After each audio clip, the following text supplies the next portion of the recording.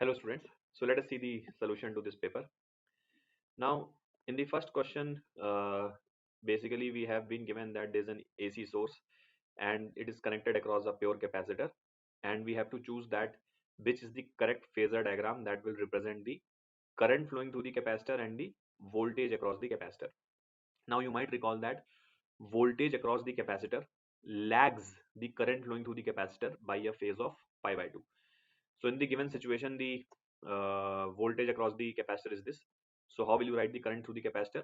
Current through the capacitor will be this peak voltage, which is Eg naught upon Xc. Xc is the capacitive reactance whose value is 1 by omega c into sine of omega t, which is the phase of the voltage, plus pi by 2, because the current through capacitor leads the voltage across capacitor by a phase of pi by 2. So in the option A, they have shown voltage and current to be along the same phase, which is wrong. In the option B, you can see that voltage is here and current is having an extra phase of pi by 2, so which is what we wanted. In option C, they are oppositely directed. That means there is a phase difference of 180 degrees, which is also wrong. And in the option D, there is a phase difference where the current is lagging by a phase of omega t, which is wrong because the phase difference should be exactly pi by 2, so which is wrong. Hence option B is the correct answer for this question. All right, let's see the next one. In this question, we have a copper rod of length 25 centimeter and cross sectional area this, joined with a similar aluminum rod. The resistance of combination we have to find. Resistivity of copper is given, and for that aluminum is also given. So very easy question. We can find the resistance of copper as using the formula rho L by A. Okay, so rho value is given to us. Okay, and uh, L is also given, A is also given. Similarly, resistance of aluminium, okay, will be is equals to rho of aluminium. Here this is rho of copper into L by A. L by A is same for both. Now look, this resistor and this resistor, they both are in parallel, and hence we can say that equivalent resistance will be R of copper into R of aluminium divided by R of copper plus R of aluminium using the parallel combination. Hence this will become how much? Rho C into L by A multiplied by rho A into L by A divided by rho C plus rho A into L by A. Alright. Now from here we can say that L by A will get cancelled. So this effectively will become R equivalent is equals to rho C into rho A. Now rho C was 1.7 into 10 to the power minus 8 multiplied by rho A was 2.6 into 10 to the power minus 8 divided multiplied by L by A. Length was 25 centimeter, which means 1 by 4 meter. Okay, 1 by 4 meter. Okay, and the area, if you look, was 3 millimeter square. So 3 into 10 to the power minus 6. And here you will get rho C plus rho A. So when you do rho C plus rho A, so you will get 1.7 plus 2.6. That means 4.3 into 10 to the power minus 8. This is the expression that we need to find. So this will get cancelled. Okay. So you will have 1.7 into 2.6. So this 10 to the power minus 6 you can take up. So here you will be left with 10 to the power minus 2. Okay, so we have 1.7 into 2.6 into 10 to the power minus 2 divided by 4 into 3 into 4.3. Now look, this answer will be in the ohms, but the options are in the milliohms. So for finding milliohms, you can multiply by 1000. So now this is in the milliohms. All right. So now you can see that this 10 to the power minus 2 and 1000 will be cancelled, and you will be left with 10. So effectively this becomes how much? 17, and this 2.6 will become 26 because this you can write as 43. So 43 into 4 into 3. All right. Now this we can write as 13, this we can write as 2. So 17 into 13. 17 into 13 is how much? 15, 221, I guess. 15 plus 2 into 15 minus 2. 15 square is 225 minus 4. Yes. Okay. Divided by 43 into 6. 43 into 6. So 66 4s are 24. So this becomes 258. Okay. So if you solve this, this will be nearly, you can see 0.8. Okay, 0.8 you can see. So 0.858 milliohm will be the correct answer for this question. All right. Then let us see the next one. Here, statement 1 is that the ferromagnetic property depends on the temperature. At high temperature, the ferromagnet becomes paramagnet. This is right. if the ferromagnetic material is heated beyond something called as Curie point, then the ferromagnetic material becomes the paramagnetic. Ferromagnetism property is lost after this temperature. At high temperature, the domain wall area of ferromagnetic substance increases. Now this is wrong because actually the opposite happens.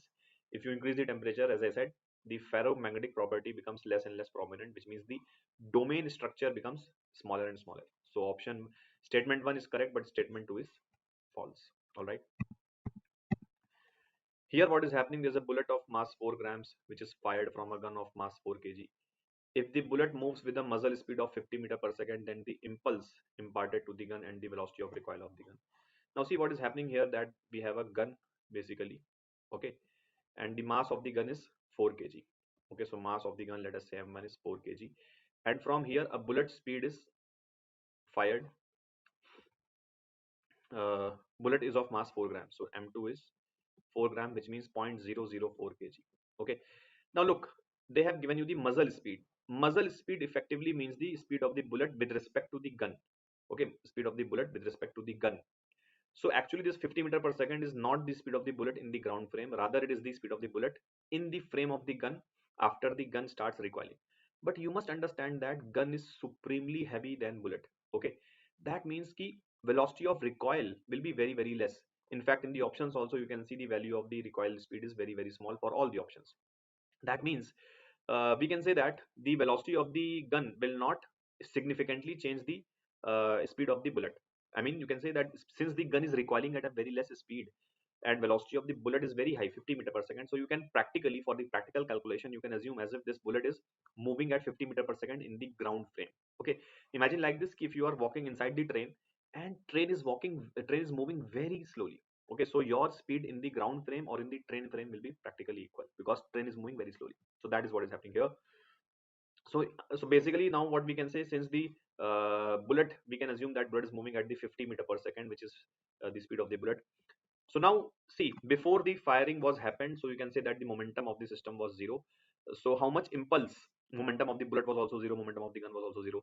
So how much impulse bullet received from the gun, so impulse that the bullet received from the gun will be change in the momentum of the bullet. Okay, change in the momentum of the bullet, delta p of bullet. So that will be p final of bullet minus p initial of bullet.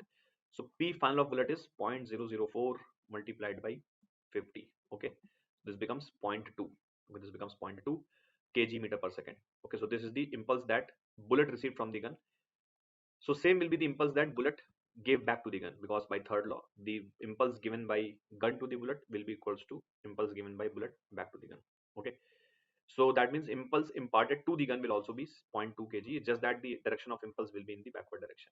So we can say that impulse that gun receives is also 0.2, and this will be equals to change in the momentum of the gun. So for the gun, if I assume backward direction as positive, so impulse that the gun is receiving is in the backward direction. Because of that, let us say gun starts moving with the speed v1. Okay, so final momentum of the gun will be mass of gun into speed of gun minus initial momentum of the gun was 0 because it was at rest. So from here v1 becomes 0.2 by 4, that means 0.05 meter per second. Hence option B is absolutely right. Okay. Here consider a situation in which a ring, solid cylinder and a solid sphere rolls down the same inclined plane without slipping. Assume that they start rolling from rest and have identical diameters. Then correct statement, sphere has the greatest and the ring has the least velocity of the center of mass at the bottom. So practically speaking, we have to find that which body will have the highest mass and which will have lowest mass. Now you can do this question by two ways. One, by writing the energy conservation equation, or second, by writing the acceleration equation. So I'll just simply use the acceleration equation. Now see, you must have been taught that when some body rolls, suppose there's a round shaped object which rolls, then its acceleration of center of mass can be directly written as, so this is the condition, under the condition of pure rolling, we can write this as g sine theta divided by 1 plus ic by mr square.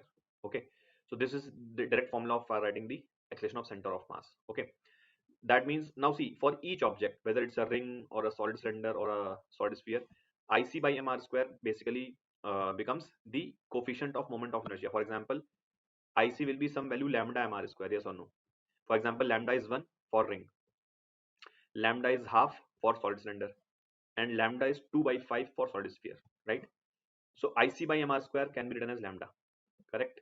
So IC by mr square can be written as lambda. So that means this acceleration of center of mass can be written as g sin theta upon 1 plus lambda. Now look, which has the highest value of lambda? So lambda is highest for ring. Lambda of ring is equals to 1. Lambda of solid cylinder is equals to half, and lambda of sphere is equals to 0.2 by 5, that means 0.4. So lambda of ring is highest, which means acceleration of center of mass is lowest. Yes or no? So acceleration of ring will be smallest, then you will have acceleration of solid cylinder.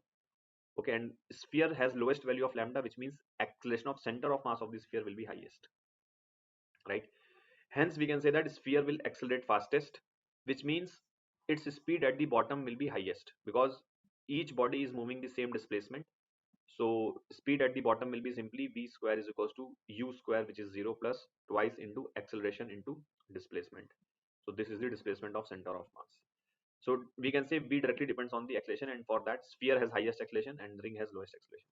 That means sphere will have the greatest and ring will have least velocity of center of mass at its bottom. That is right. Statement B is ring has greatest and the cylinder has least velocity. This is wrong. All of them have same velocity is wrong. Cylinder has greatest is also wrong. So I hope you would have understood. Then let us see the next question. Here we have to find the, so intensity of the sunlight is given to you 0.0992 watt per meter square at a point, and we have to find the peak value of magnetic field at that point. Now remember, intensity of an EM wave can be written as half epsilon naught E naught square into speed of light. This formula is in terms of electric field amplitude, and this can also be written as B naught square upon 2 mu naught into speed of light. This formula is in terms of magnetic field, peak value of magnetic field. Since we have to find the peak value of magnetic field, so I will rather use this formula. Now look, they have given you the value of epsilon naught. So what I will do, remember 1 upon root of mu naught into epsilon naught. This is nothing but the speed of light. So from here, if you see, the value of root mu naught becomes how much? Let me show you the calculations here. So root of mu naught, this becomes, or in fact, let's first square it. So 1 upon mu naught epsilon naught becomes c square, which means mu naught becomes what? This becomes 1 upon c square into epsilon naught, correct? Now, which means intensity can be written as b naught square upon 2 into mu naught, and mu naught value we just figured out is 1 upon c square epsilon naught. So this c square epsilon naught will go in the numerator, and this c was also present, so which means you have to further multiply it by c. Now this intensity was given as 0.092. Okay, that will be equals to b naught square upon 2 into c cube. C cube means 3 into 10 to the power 8 whole cube into epsilon naught. What is the value of epsilon naught?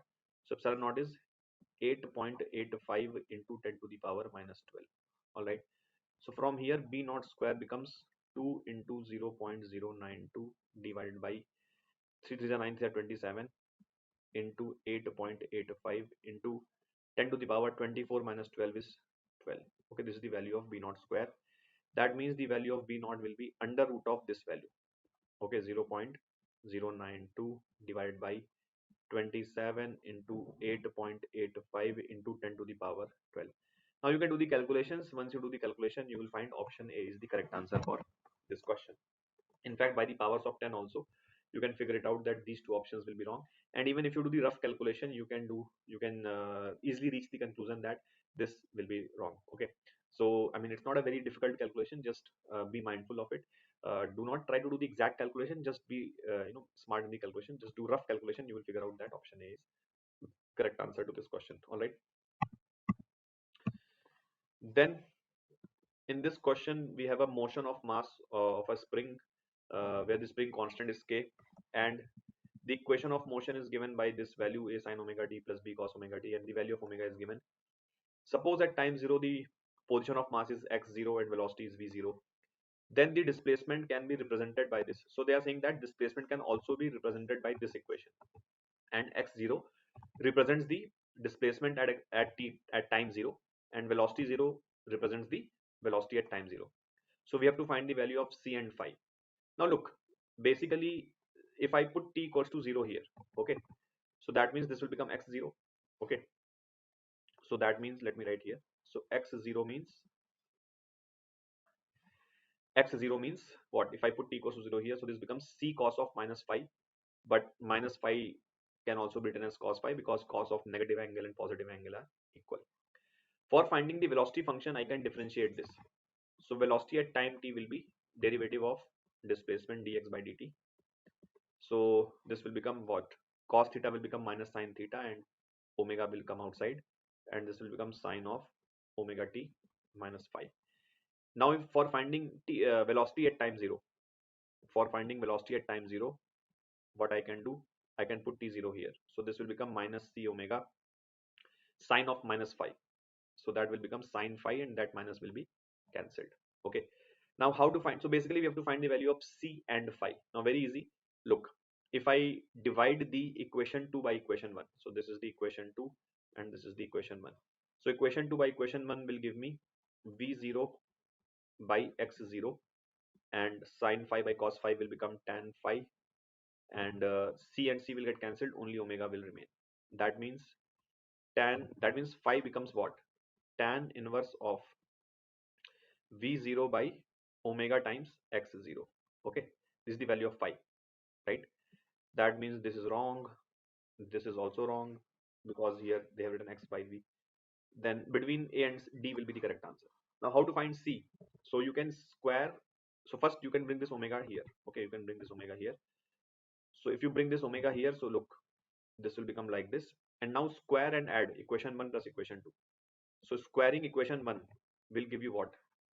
C square cos square phi. Okay, and squaring equation 2 will give you c square sine square phi.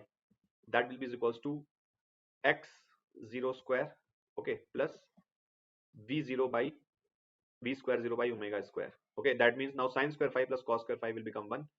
So value of c, if you understand, value of c will be what? Under root of x square 0 plus v square 0 divided by omega square. The value of sine square phi plus cos square phi will become 1. That means this also becomes wrong because here 2 is present. This is right, v square 0 by omega square plus x square 0, and so option D is the perfect match. I hope you would have understood. Okay, then let us see this question here. An electric dipole is placed on the x-axis in the proximity of a line charge of density this. Line charge is placed on the z-axis, and the positive and negative charges of the dipole is at a distance of 10 mm and 12 mm from the origin respectively. If the total force of 4 Newton is exerted on the dipole, find the amount of positive or the negative charge on the dipole. Now look, suppose this is the z-axis. Okay, suppose this is the z-axis, and let's say this is the x-axis. Okay, so now what is happening is that this becomes the line charge. Okay, this is the positive charge line charge density basically, and the linear charge density value is this lambda. All right. Now in this question, what is happening is that the positive charge of the dipole is at 10 mm on the x-axis.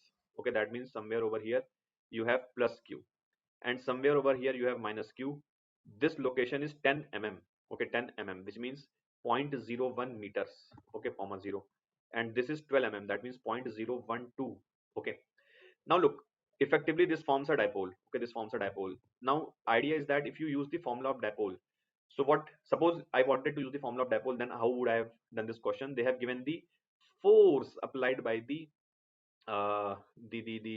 line charge on the dipole. Okay, so what I would have done, I would have written the electric field of this line charge as a function of radial distance 2k lambda by r, and then I would have written the potential energy of the dipole using minus p dot e, and then I would have differentiated that potential energy function minus du by dr to find the force, and that force I would have equated to 4 and found the answer. But be careful here, length of the dipole is 2 mm, and the distance between the line charge and the dipole is 11 mm if you look, because this is center of the dipole is at a distance of 11 millimeter from the this basically this thing the line charge. So ideally the distance is not very, I mean we can say the distance r is like not very large in comparison to the length of the dipole, which is why I should refrain from using the minus du by dr method.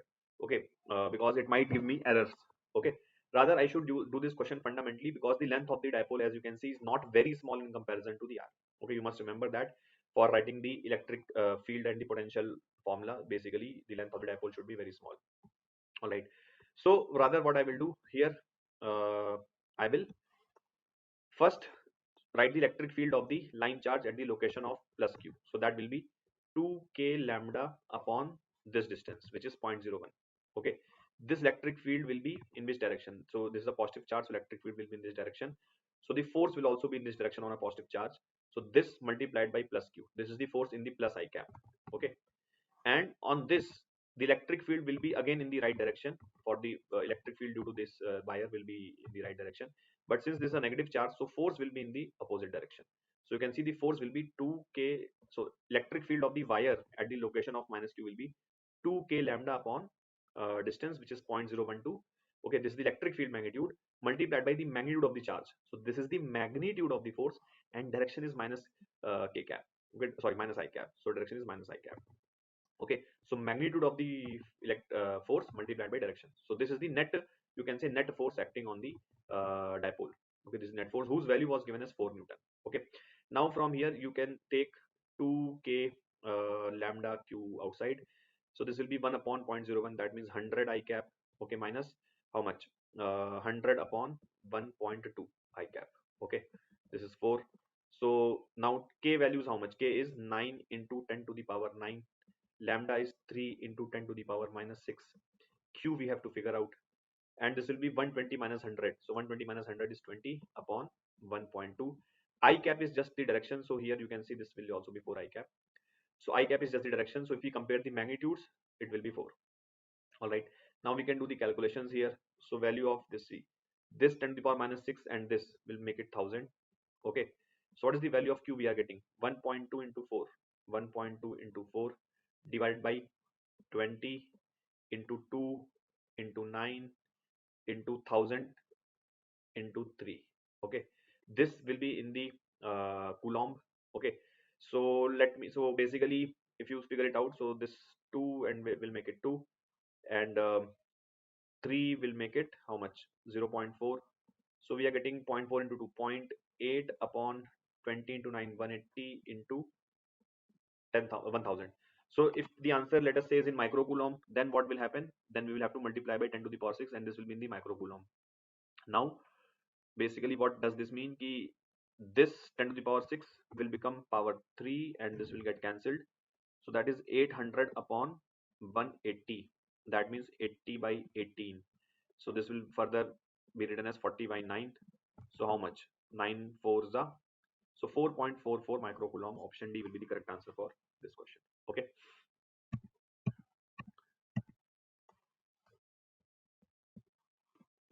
In this question, there's a body which is projected vertically upward from the surface of the earth. So let us say this is the earth, and from here the body has been projected.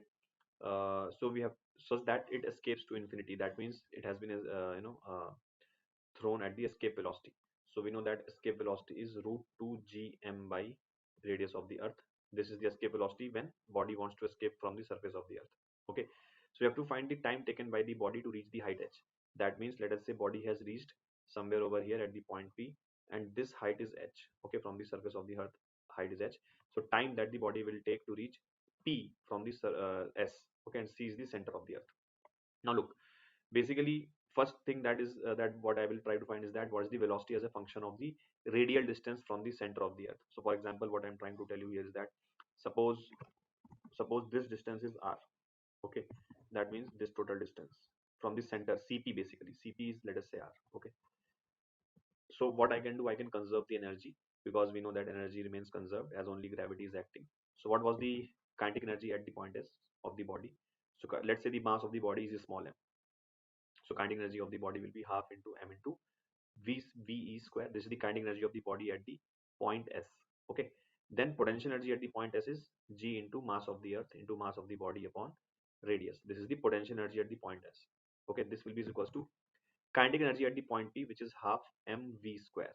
Okay, and the potential energy at the point p will be minus gmm by small r. Okay, small r is the cp. Cp is small r. Now, if you put the value of v escape square here, so you can see that this will become how much? This will become gm by 2 gm by r. This will become, okay, 2 gm by r, and you can very well see that this becomes gmm by r, and this is also same value, so this gets cancelled, which means LHS will become 0. Okay, so LHS becomes 0. Okay, so LHS becomes 0, so this m and m gets cancelled. So that means the value of v as a function of r becomes root 2 gm by r. So this is the speed as a function of radial distance from the center. Okay. Now v can be written as dr by dt. dr by dt, that is equals to root 2 gm by r. Okay. Now see, we can take root r this side, root r dr, that will be equals to root 2 gm dt. Okay, and we can integrate this expression. So if we integrate this expression, we must understand that the limits will be, so initial value of r was this, capital R, and the final value of r will be this. That means capital R plus h. Look, this is h, so this will be r plus h. Okay, now the value integral of root r will be how much? R to the power 3 by 2 upon 3 by 2, so which means it will become 2 by 3. Limits r to r plus h, and on the RHS you will have, this will be limits 0 to t. That means 2 gm into t. All right. Now if we put the limits here, so this will be 2 by 3 into r plus h whole to the power 3 by 2 minus r to the power 3 by 2. This will be is equals to root 2 gm into time. Okay. Now if you look carefully in the options, we have the gravity. So we need to create gravity. So remember gm by r square. Gm by r square. That is nothing but gravity. Okay. So what I will do, I will divide both side by r. So basically look, here if I write r, so here also I will have to write r. Now this r will go inside the root, so that means this will become r square. And now you see we have got gravity here. So that means this becomes root 2 into gravity. Okay, this is time. And in the LHS, now see, this root 2 and this 2 will get cancelled. So basically in the LHS, root 2 will remain. Okay, let me first write this only. So this is 2 by 3 r. Okay, and if I take r to the power 3 by 2 outside this big bracket, so r to the power 3 by 2 will come. Okay, so that will come outside entirely, r to the power 3 by 2. And here you can see 1 plus h by r will remain to the power 3 by 2, minus this would have become 1. All right. Now if you see what are we getting, so look, this root 2 will make it root here. Okay, this gravity will come down, so basically this will become root 2, 1 by 3 is as it is, root 2, and this 2 will make it half, so this will be r inside the root left. Okay, like this will become power half. Okay, 3 by 2 will become 1 by 2, basically that is what I'm trying to say. So that is root r. Gravity will come here, so this will be root g. Okay, here you will have 1 plus h by r to the power 3 by 2 minus 1. Okay, and that is the value of the time. So if you look, basically option D matches perfectly. It's more of a question of, like mathematical calculation rather than, I mean, till here you can say it was physics, but after that it was a mathematical calculation. All right, then let us see the next question. Here, this is a very famous question. It has come in JEE like more than 5 times. The body at rest is moved along a horizontal straight line by a machine delivering a constant power.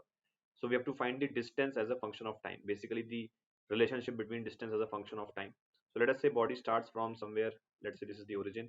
Okay, and let's say at time t. Okay, the body has a basically is delivered, like body is being pulled by some machine, and this machine applies a constant power p naught. So what is p naught? P naught is the constant power that the machine is delivering. Okay, now understand that power is rate of work done on the object. That is how the power is defined, and rate of work done will be equals to rate of the change of the kinetic energy, because by work energy theorem you can say that dw, if it is the work done, then dk kinetic energy will change. So rate of work being done equals to rate of the change of kinetic energy. So now if you see, p naught dt can be written as dk. Okay, and since body started from rest, so after time t, if its kinetic energy has become k, so we can say that kinetic energy can be written as p naught into time. Okay, now what we can do, kinetic energy at time t can be written as half mv square, where v is the instantaneous speed. So half mv square becomes p naught into t. So basically kinetic energy I have written half mv square. So v square becomes 2 p naught t by m. Okay, that means v becomes under root of 2 p naught by m into t to the power half. All right, now v can be written as ds by dt, which is nothing but root p naught by m, and dt you can take on the RHS. Okay, so that will become t to the power half dt. Okay, and now we can integrate. So this will be from 0 to s, and this will be from 0 to t. So LHS will become s, this will become root p naught by m, t to the power half will become t to the power 3 by 2 upon 3 by 2. So you can see that distance is proportional to time to the power 3 by 2. Okay, that is what we can do here. Here the velocity displacement graph is given and we have been asked acceleration displacement graph. Again, a very famous question here. So if you look, velocity displacement graph is a straight line. Okay, so using the slope intercept form, we can write v by v naught plus x by x naught is equals to 1. This is the slope intercept form of this relationship. Okay, so that means velocity can be written as how much? 1 minus x by x naught into v naught. Okay, that means velocity becomes how much? Basically v naught minus v naught by x naught into x. Okay, now if we have to find the acceleration, so remember acceleration can be written as v dv by dx. Yes or no? So acceleration is v dv by dx. Okay, so v as a function of x is this only. This is the velocity, like velocity value is this only. This is the velocity value. So in front, like here in terms of, like, in place of velocity, I can write this v naught by x naught into x. This is the velocity value, and dv by dx is nothing but the slope of this graph. So slope of this graph is you can directly see it is minus of v naught by x naught, or you can differentiate also. So then also you will get this as minus of v naught by x naught. So dv by dx becomes minus of v naught by x naught. All right. So if you see, what are we getting? We are getting this as minus of v naught square by x naught plus v naught square by x naught square into x. That means this is also a straight line. If you look, this is on the y-axis. Okay, displacement is on the x-axis, and this is the slope of the graph. Okay, and this is the y-intercept. So this is also a straight line. Y is equals to mx plus c, if you remember. So this is also a straight line with a positive slope and negative y-intercept. Okay, so this becomes wrong because this is not having a positive slope. Okay, this is also wrong. This is having a zero slope. Okay, you can see this is a graph which has a positive slope and a negative y-intercept, which is what we are getting. Okay, this graph is also wrong because it is having a negative slope. So option C will be the correct answer for this question. Here this question is a fact based question. We have to choose which statements are correct. Electric monopoles do not exist, whereas magnetic monopoles exist. This is absolutely wrong. In fact, opposite is true. Electric monopoles exist, which are called charges. So charges are nothing but, you can think like electric monopoles. But magnetic monopoles do not exist. That means you cannot get only a north pole or only a south pole. They will always be in the pair. So which is why this is wrong. Electric field is non-conservative. Again, this is wrong. Electrostatic field basically. So we know that electrostatic field, which is created by the charges, that is conservative in nature. Magnetic field lines are completely confined within a tightly wound toroid. This is correct. Inside a tightly wound toroid, magnetic field lines are completely inside the toroid. Okay. Magnetic field lines do not form closed loop. Again, this is wrong. Magnetic field lines always form a closed loop. The susceptibility is -1 for the perfect diamagnetic material. Again, this is for a perfect diamagnetic material, also sometimes called as superconductors. The susceptibility is equals to -1. So this is also correct. So basically C and E will be correct.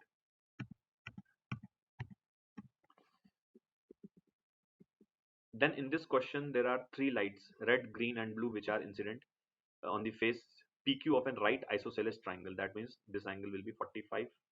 Okay, and this angle will also be 45. Okay, now what happens is that we have to find the which ray will emerge out of the prism. So look, each ray, whether it is blue, green or red, it will, so let's talk about any ray. So let's talk about green ray. So green ray, when it will cross this face, it will go like straight, it will not bend. Similarly blue ray will also not bend, red ray will also not bend, and each ray will strike like this. So blue ray will hit like this, green ray will hit like this, and red ray will hit like this. So you can see each ray is hitting at an angle of how much? 45 degree. For each ray the angle of incidence is 45 degree. Okay, now we have to figure out which ray will come out of the face PR. Okay, now look, the ray that does not suffer TIR will come out, and that ray which suffers TIR will not come out. So if we want the ray not to suffer TIR, then the angle of incidence, which is 45 degree. Okay, I is how much? 45 degree. So this 45 degree should be less than the theta critical. Okay, if the angle of incidence, which is 45 degree, is less than the theta critical, then the ray will not suffer TIR and it will come out. So if this condition is holding true, then the ray will come out. Okay, now what is theta critical? So remember, theta critical can be written as, for any ray it can be written as 1 by mu. Okay, theta critical will be 1 by mu for all the rays, where mu is different for each ray, right? So mu is different for each ray. So that means if I write the value of theta critical, that will be sine inverse of 1 by mu. Okay, so this condition, if it holds true, then the ray will come out. Now if I take the sign of this equation, so sine pi by 4 will become 1 by root 2, and sine of sine inverse 1 by mu will become 1 by mu. That means this condition should hold for the ray to come out. If I take the reciprocal, then the sign of inequality will change and this will become like this. That means if mu is less than root 2, then the ray will come out. Now you know that root 2 is 1.414. So if this condition is satisfied, then the ray will come out. Look, for the red, this condition is clearly satisfied. For the green and blue, the condition is not satisfied. That means red ray will definitely come out. I hope you would have understood. Here again a very easy question. Basically, we can say that the two coherent light sources have the intensity ratio 2x. Uh, they produce the interference pattern, and we have to find the value of I max minus I min upon I max plus I min. So we know that, look, I max. So let's say first has intensity I1 and the second has intensity I2. So I1 by I2 is given as 2x. Okay. Now what is the value of I max? So I max we know is root of I1 plus root of I2 whole square. Okay, and I min we know is root of I1 minus root of I2 whole square. Correct. So this expression, if you look, let's call this expression as y. So the value of y, if I say what is the value of y, so the value of y will be I max will be what? Just put the value of I max as this. So that means this will be I1 plus I2 plus 2 under root I1 I2. Correct. And I min will be I1 plus I2 minus 2 root I1 I2. Correct. Divide by I max will be again I1 plus I2 plus 2 root I1 I2 plus I min will be I1 plus I2 minus 2 root I1 I2. Okay. So from here you can see that this I1 I2 will get cancelled. In the numerator you will have 4 under root I1 I2 divided by, in the denominator you will have twice of I1 plus I2. Okay, that means this becomes 2 under root of I1 I2 divided by I1 plus I2. All right. Now what we can do, we can divide this whole thing by I2. Okay. So if I divide this whole thing by I2, so basically in the numerator you will get root of I1 into root of I2 divided by I2 divided by, here you will get I1 by I2 plus 1. Okay. So if you see what is the value of y we are getting, so this will become, now if you take this inside, so the root, so this will become a square and this will get cancelled. Root of I1 I2 will become 2x, so that means this becomes root of 2x divided by I1 by I2 becomes 2x plus 1.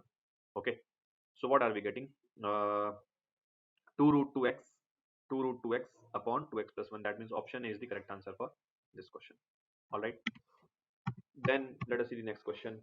Here what is happening, there is a 5-volt battery which has been connected between x and y.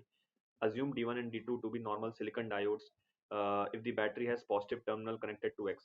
So we have a 5-volt battery connected like this, and we have to find the current supplied by the battery. Now look, clearly the this diode D2 is in the reverse bias. Okay, so this D2 is in the reverse bias, which is why this will provide infinite resistance. Hence, no current will flow here. So this current will be 0. Okay, whereas this is in the forward biased, and we know that potential barrier of the the silicon diode is zero point 0.7 volts. So basically out of the 5 volt, the 0.7 volt will be used to make this diode conducting. So remaining, so basically you can assume that out of 5 volt, 0.7 volt has been used to make this diode conducting, and remaining 4.3 volt will be used to create the current in this. So effective voltage will be 5 minus the potential barrier of the diode 1, which is 0.7 volt. So this is the effective voltage 4.3 that this 10 ohm will get.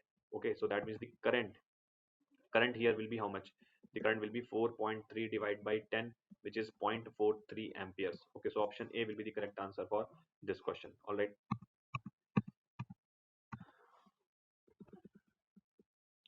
Here we have a pitch. The pitch of the screw gauge is 1 mm and there are 100 divisions on the circular scale. When nothing is put in the zero, the zero of the circular scale lies 8 divisions below the reference line. When a wire is placed between these zaws, the first linear scale division is clearly visible, while the 72nd division on the scale coincides with the reference line. The radius of the wire is. So imagine that first thing is that the pitch is 1 mm. Now, when nothing is mentioned, then we assume the value of pitch is equals to main scale division. So that means that this main scale division will also be equals to pitch. Now the circular scale division is 100. That means what is the value of the least count? So we can say that least count is nothing but basically the pitch value divided by the number of circular scale divisions. That means 1 upon 100 mm. So that means this will be 0.01 mm. This is the least count of this screw gauge. Sorry, yeah, screw gauge. Now in this case, it also has a zero error. So suppose this is the reference line, and when you had put nothing between the jaws of the screw gauge, then the zero of the circular scale lies 8 divisions below. That means somewhere here you will have zero mark on the circular scale. Then here you will be first mark, second mark, okay, third mark, fourth mark, fifth mark, sixth mark, seventh mark, and eighth mark. That means this has a positive zero error because zero is below the circular reference line. That means this has a positive zero error of 8 mm. Okay, not 8 mm, sorry, my bad, 8th division. Okay, so that means what is the zero error? How will you write the zero error? So zero error will be 8 into least count. Okay, 8 into least count, that means 0.08 mm. This is the value of the zero error. All right, now what is the reading when we had placed the wire between these jaws? Remember, when you have placed the wire, so the thickness of the wire will be measured. So like this is the, let's say this is the jaw of the the screw gauge. Then the thickness of the wire will be measured, which means the diameter will be measured. Remember, okay, so that means the diameter we will get like we will calculate the value of the diameter. Although the question is asking the value of the radius, that means you will have to multiply your answer with the half. Okay, so what is the diameter of the wire as measured by the screw gauge? So diameter as measured is, if you look, first linear scale division is clearly visible. That means linear scale reading is 1, which means one main scale reading, which is 1 mm. So this is the linear scale reading or main scale reading, plus 72nd division on the circular scale. That means what will be the circular scale reading? That will be 72 multiplied by the least count. This is the circular scale reading, and you have to deduct the zero error. So zero error is 0.08 mm. Okay, 0.08 mm. So what is the diameter value? 1 mm plus 72 into 0.01 minus 0.08. That means 1.72 minus 0.08, which means 1.64 mm. That is the diameter. So radius will be 0.82 mm. Option A will be the correct answer for this question. Okay. Here what is happening, there is a monatomic ideal gas initially at temperature T1 is enclosed in a cylinder fitted with a frictionless piston. The gas is allowed to expand adiabatically to a temperature T2 by releasing the piston suddenly. If L1 and L2 are the lengths of the gas column before and after the expansion, then the value of T1 by T2 is. So suppose this is the cylinder, okay, and let's say somewhere here is the piston right now, okay. So this is the length L1, right? And let us say right now the temperature is T1. Okay, now what happens after a while? This piston moves here. Okay, this piston moves here. Okay, and this length becomes L2. Okay, this length becomes L2. Okay, and now the temperature becomes T2. Okay, now this entire temperature becomes T2. This whole thing becomes T2. So we have to find the value of T1 by T2. Remember that the process is adiabatic. Okay, so what we can say for an adiabatic process, PV to the power gamma is constant, right? Now pressure can be written as nRT by volume, okay, into V to the power gamma constant. Okay, that means this becomes TV to the power gamma minus 1 is equals to constant upon nr. Okay, now constant upon nr. Now moles are also constant because in this change the moles will not leak, and r is also constant. So that means this RHS is entirely constant. Constant upon constant is also a constant. So that means this becomes TV to the power gamma minus 1 constant. Hence, we can say that T1 into V1 to the power gamma minus 1, that should be equals to T2 into V2 to the power gamma minus 1. Now we have to find the value of T1 by T2. So that will be equals to V2 by V1 to the power gamma minus 1. Okay, V2. V2 can be written as this cross section area A into the length L2, right? This becomes A into the length L2. Okay, divide by V1 can be written as A into L1 whole to the power gamma minus 1. Gamma is, for a monatomic gas, gamma is 5 by 3. So 5 by 3 minus 1 is 2 by 3. That means this T1 by T2 will become L2 by L1 to the power 2 by 3. Option B will be the correct answer for this question. All right. I hope you have understood. In this question, there's a when a radiation of wavelength lambda is incident on a metallic surface, the stopping potential of the photoelectron becomes 4.8 volt. If the same surface is illuminated by a radiation of double the previous wavelength, then the stopping potential is 1.6. We have to find the threshold wavelength. So basically, look, suppose this is a metallic surface and here the wavelength of the photons are coming. So we know that electrons will be ejected, and remember that Ke max can be written as E times the stopping potential. So now using the Einstein's equation, we know that hc by lambda is equals to phi plus k max. Okay, so in the first case the wavelength was lambda only, so we can put the value of lambda as lambda. Work function phi can be written as hc by threshold wavelength, which is what we have to find. Okay, plus k max in the first situation can be written as 4.8 electron volt, because as I said, k max is E times the stopping potential, and stopping potential is 4.8. In the second situation, what happens? The same surface is illuminated by double the wavelength. That means now the wavelength has become 2 lambda, so lambda will become 2 lambda. Threshold wavelength will not change, it will remain lambda naught, and the stopping potential has become 1.6. That means k max will become 1.6 electron volt. All right. Now what we can do, we can multiply the second equation by 3. So if you multiply this by 3, so here 3 will, you will get, here you will get 3, and this will become 4.8. Okay, 4.8 electron volt. And now you can equate the value of 4.8 electron volt. So from the first equation we get hc by lambda minus hc by lambda naught is equals to, from the second equation we get 3 hc by 2 lambda minus 3 hc by lambda naught. Okay, so from here you can see that HC, HC, HC, HC gets cancelled. 3 by lambda naught will comes this side, and minus 1 by lambda naught, so this will become 2 by lambda naught. This is 3 by 2 lambda and minus 1 by lambda. So I think this becomes how much? 3 by 2 minus 1 is 1 by 2 lambda. This is 2 by lambda naught, which means lambda naught will be is equals to 4 lambda. So option B should be the correct answer for this question. Alright, I hope you would have understood. In this question, basically there's a large number of drops, each of radius r, and they combine to give a single drop of radius capital R. If the surface tension is capital T and the mechanical equivalent of heat is J, then we have to find the rise in the heat energy in calorie per unit volume. Now see, first let's understand what is happening in the question. So there are large number of drops. Let us say we have total of n drops. Okay, now each drop is of radius r, and all of them combine to give one single drop of radius capital R. So see, in this situation what will happen, there will be some release of energy, because this loss of the surface energy will become the heat as per the question, and that is exactly what we have to find.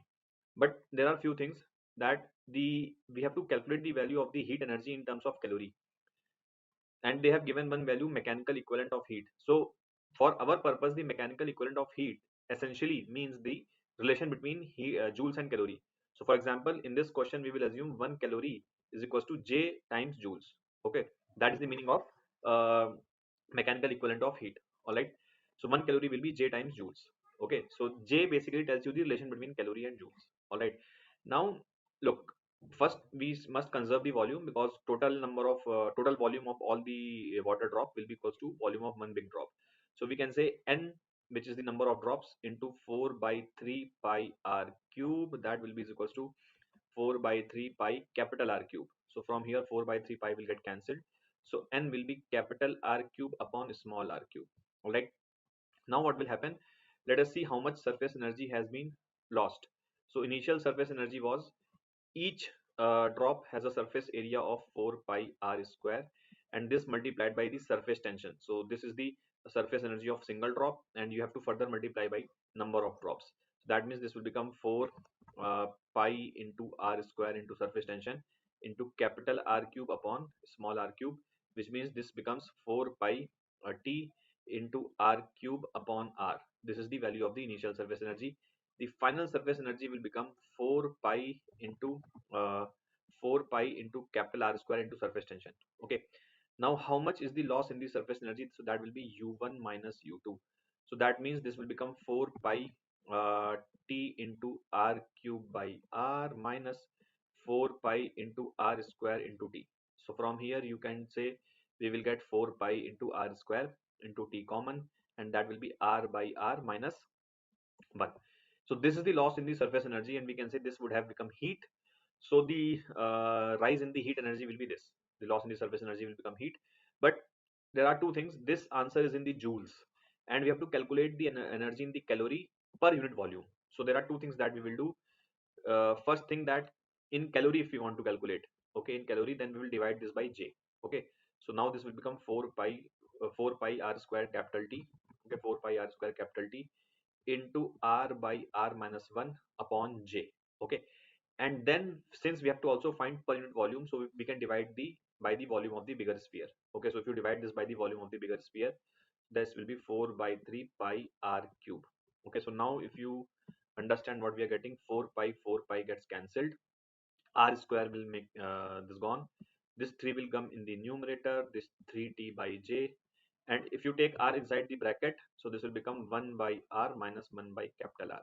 Okay, so option C will be the correct answer for this question. All right. In this question, there are two large parallel plates, each carry equal charge uh, of magnitude, but one positive and one negative. That is distributed uniformly on the inner surface. Rank the point 1, 2, and 5 according to the magnitude of electric field least to greatest. So let me show you. This is the first plate, second plate, then we have got third plate, and we have got fourth plate. This plate, second plate, has got Q charge, and this plate has got minus Q charge. Okay. Now, if you remember, this is the system of parallel plates, and you must have been taught that when some charges are given to the system of parallel plates, then the charge redistribution takes place as per the law of induction. Now, the extreme surfaces. So extreme surfaces means this surface and this surface. That means the leftmost surface and the rightmost surface. So the extreme surfaces will get half of the total charge given to the system. Okay. So the total charge given to the system was 0. If you add up, then the total charge given to the system was 0. That means here also you will get 0 charge, because extreme surfaces get half of the total charge given to the system. So here you will get 0. Now here also you will get 0. Now if you look, the plate 1 in total had 0 charge. So the left surface of the plate 1 has 0 charge. That means right surface will also get 0 charge, because total of this plus this should be the charge given to the plate 1. So plate 1 is having 0 charge. Okay. Now also recall that facing surfaces means this surface and this surface, they face each other. Similarly, this surface and this surface, they face each other. Similarly, this surface and this surface, they face each other. So they are called facing surfaces. Facing surfaces always have equal and opposite charges. That means if this is 0, so the negative of this value will be here. Now negative of 0 is also 0. That means here you will get 0. Now if you look at this plate, so let me call this as plate A, plate B, plate C, plate D. So sorry. Plate B has a total charge of Q, and the left surface of plate B has a 0 charge. That means total Q charge would have come here. Now again, this and this are the facing surfaces. So if this is Q, so here you will get minus Q. Now plate C has a total charge of minus Q. We gave minus Q charge to the plate C. So entire minus Q has come here, which means here it should be 0. Now if here it is 0, then here also it should be 0, because negative of 0 should be here. So according to this law, we will get charge distribution. These are the final charges that we will have. Now you can see here this 0 charge, here this, so this is a capacitor which is getting formed, but here there is no charge on the capacitor, which means here the electric field will be 0. Here the electric field will exist. So this is a capacitor, and here the electric field will exist like this. Okay, and the value of the electric field will be sigma upon epsilon naught. So here electric field will be sigma upon epsilon naught. Again, here no charge is present, so here the electric field will be 0. Here also electric field will be 0, and here also electric field will be 0. So electric field will exist only between plate B and C. So this was the plate B and this was the plate C. So between B and C, electric field exists.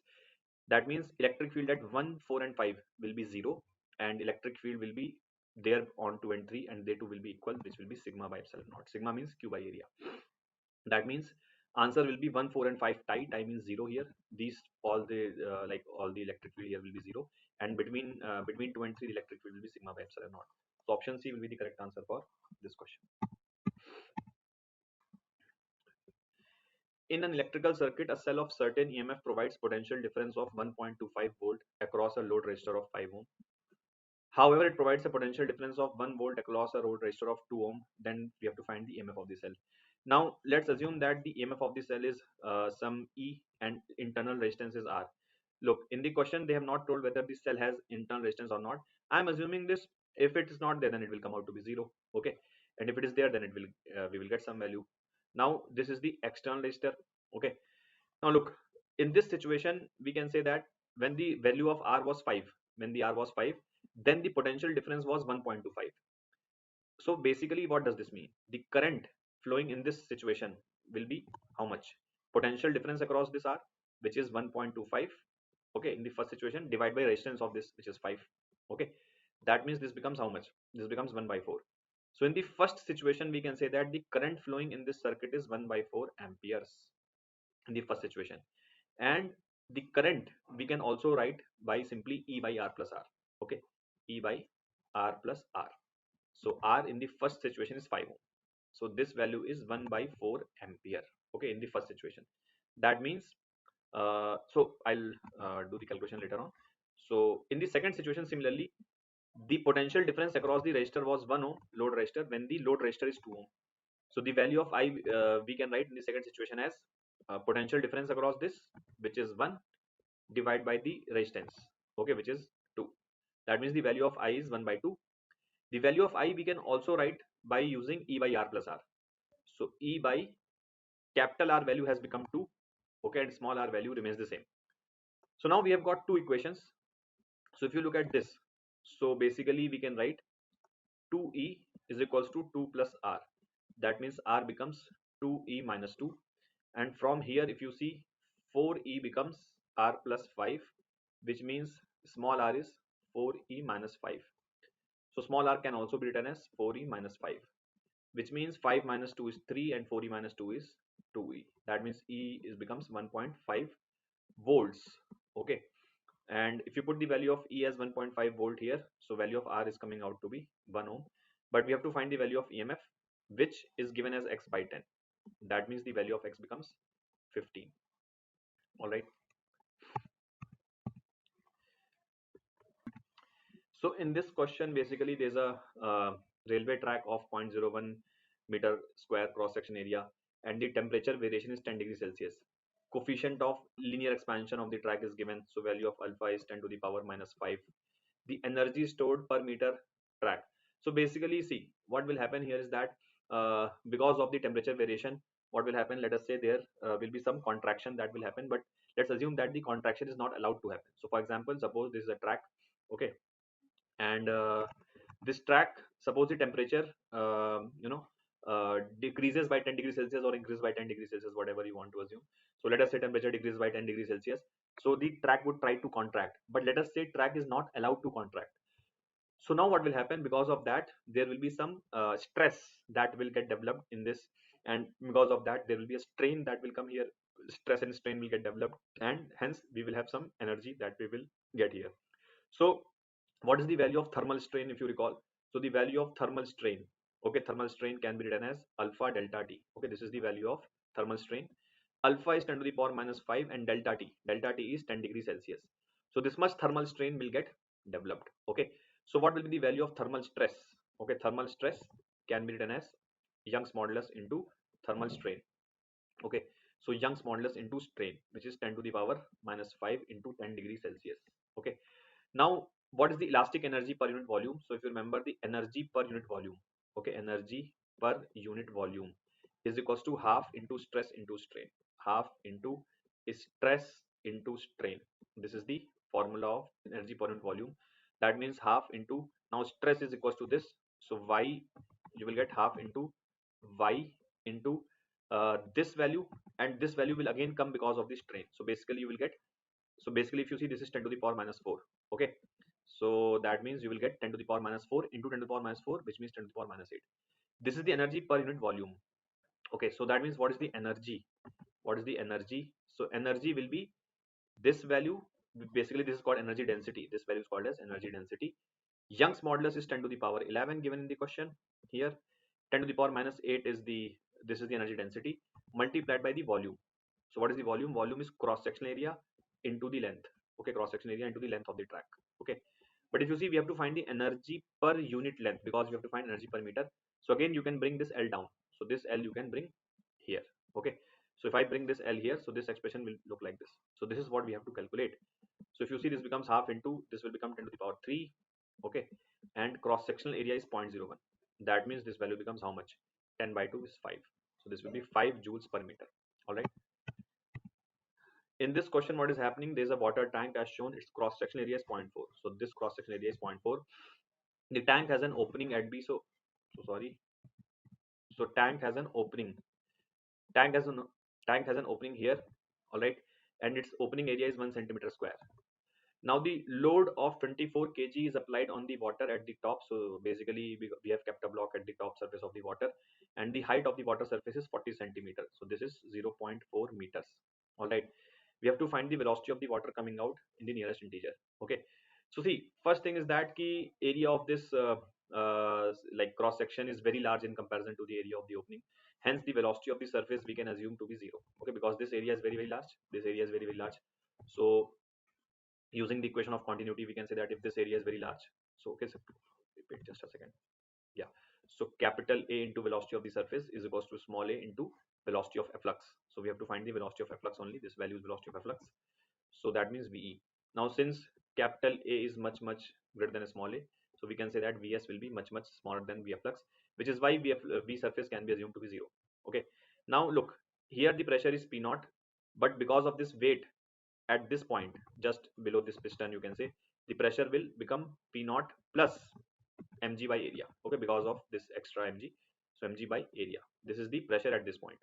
Now what I'll do, I'll apply the Bernoulli's equation on this streamline. So basically if I apply the Bernoulli's equation at the point B and at the point A, so we can say that pressure at A plus, if I assume this as the reference level, okay, if I assume this as the reference level, so pressure at A plus mgh, okay, this h, mgh, okay, mgh plus half rho into V surface square.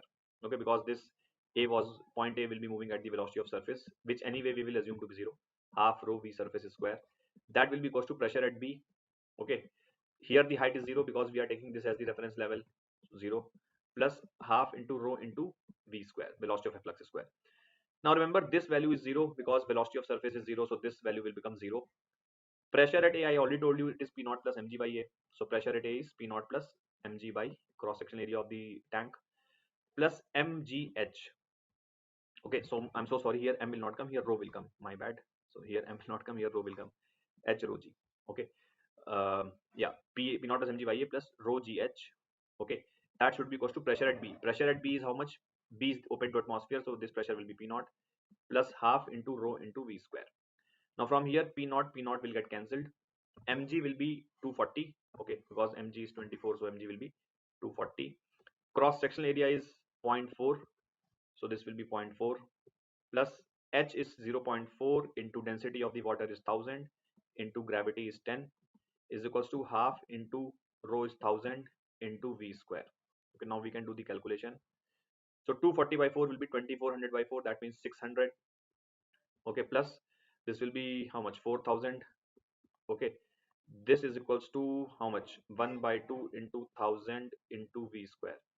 So this becomes 4600 into 2 divided by 1000 is equals to V square.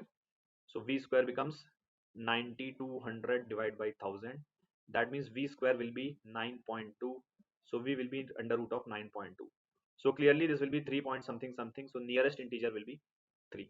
Okay, nearest integer will be 3 meter per second. All right.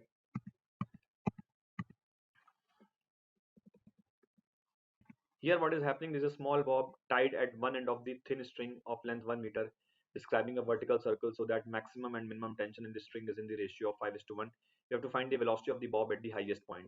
So look, there's a vertical circle question here. We know that when the pendulum moves in a vertical circle, so maximum tension occurs at the bottom. So let's write this as T1, and minimum tension will occur at the top point. Okay, when this bob reaches the top position. So this is, let's say, T2. Okay. Now, according to question, there is one thing which is given, the maximum to minimum. That means T1 by T2. This value is 5. Now, there is one standard result which, if you know, that difference of this tension comes out to be 6 mg. T1 minus T2 comes out to be 6 mg. Now let me prove that first. So look, let us say here the speed of the ball is u. Okay, here the speed of the ball is u. So force equation you can write will be T1 minus mg will be is equals to mu square by length of the string. Okay, because the circular motion will happen about the point O. Okay, which, so I'm writing the centripetal force equation. T1 minus mg will be mu square by L. At the top point, let us say speed has become v. Okay, speed has become v. So you will write T2 downward plus mg downward. T2 is downward plus mg downward. That will be is equals to mv square by L. Okay, this is what we are going to write. Now look, we can relate u and v by writing the energy equation. Okay, so if I conserve the energy between point 1 and 2, so we can say that half mu square. Okay, half mu square, that will be is equals to half mv square plus potential energy at this point. So ball has gone L plus L up. That means 2 mgl is the incremental potential energy. So from here m gets cancelled. So u square becomes v square plus 4gl. All right. Now the value of v square you can put over here. So this becomes how much? This becomes m by L into wait m by L into uh, just a second. V square. V square is u square minus 4gl. Look, this is the value of v square I have put here. So this is T2 plus mg, right? Now if I take this equation and if I take this equation, so if I do equation 2 minus equation 1, so if I do equation 2 minus equation 1, you can see you will get T2 plus mg minus of T1 minus mg. Okay, and mu square by L will get cancelled. So you will be left with so here this L and L will get cancelled. You will be left with minus 4 mg. Okay, so basically what are we getting? We are getting this is becoming minus 4 mg, right? Just a second, here is u square. Yeah, so basically we are getting this as T2 minus T1 and this is plus 2 mg is equals to minus 4 mg, right? So from here you can see T1 minus T2 becomes 6 mg, right? T1 minus T2 will become 6 mg. This is what I was telling you. Okay, so now T1 minus T2 is 6 mg and T1 by T2 is 5. So if I put the value of T1 as 5 T2 in this equation, so 5 T2 minus T2 is equals to 6 mg. That means 4 T2 is equals to 6 mg. That means T2 is equals to 6 by 4, so 1.5 mg. Okay, this is the value of T2. And we have to find the velocity of the ball at the highest position. So this value again you can put in this equation. So if I do that, okay, so what I'm going to get, T2 is 1.5 mg, 1.5 mg plus mg will become 2.5 mg will be is equals to mv square by L. So this will be 2.5 into 10 will be 25 and L is 1. So this means v is equals to 5 meter per second. All right.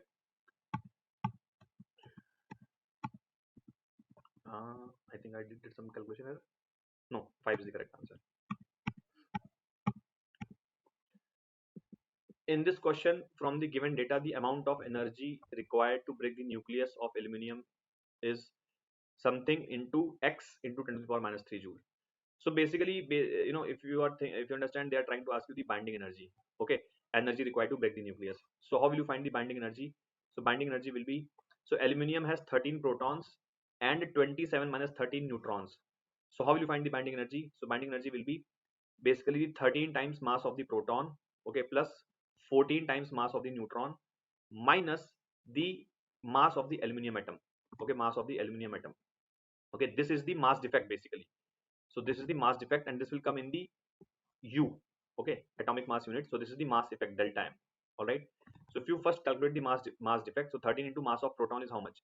1.00726 plus 14 times 1.00866 minus mass of the aluminum is 27.18846. Okay, this value you will calculate in the U. All right, now if you do the calculation you will get this as 0.02716 something something, okay, U. Okay, this is the value you are going to get. This is the mass defect in U. Now see, the idea here is that 1 U corresponds to x joules of energy. Question is saying that 1 U corresponds to x joules of energy. That means this much U will correspond to how much energy? So this simply you have to multiply with 0.20716 multiplied by x joules. Okay, because 1 U means this much joules. So this much U means how many joules? This multiplied by x. So this much joules energy will be released. Okay, this much joules energy will be released. And if you write this in the 10 to the power minus 3 format, so this will become 27.16 x into 10 to the power minus 3 joules. So basically here you will get 27.16. The nearest integer will be 27. Okay, nearest integer will be 27. I hope you would have understood. Hi everyone. In this question, we have to identify the elements X and Y based on the ionization energy data given in the table. The elements are X and Y. For element X, the first ionization enthalpy is 495 kilojoule per mole, whereas the second ionization enthalpy is 4563, which is almost 10 times the first ionization energy. This clearly means that the second electron cannot be valence electron as it requires significantly higher energy to remove this electron. So the element X should have only one valence electron. Also, given quite low first ionization enthalpy, it should be an alkali metal, because in a particular period, it is the alkali metal that has the lowest ionization enthalpy. So X cannot be fluorine, it cannot be magnesium, because magnesium has two valence electrons and second ionization enthalpy should not be this high compared to the first one. So the correct answer here should be option D. Let us look at the second element as well. For element Y, the first ionization enthalpy is 731, which is higher than the first ionization enthalpy for X. It makes sense. As we move across the period from left to right, ionization energy increases. So the first ionization energy should be higher for Mg compared to sodium. The second ionization enthalpy for element Y is given to be 1450, which is almost double, but this difference is clearly much less than the difference between the first and second ionization energy for element X. So we can assume that there are two valence electrons here in Y. And these ionization energy data is also consistent with the ionization energy values shown by alkaline earth metals. So we can be confident that the element Y is magnesium. So option D is the correct answer to this question. Thank you. Hi everyone.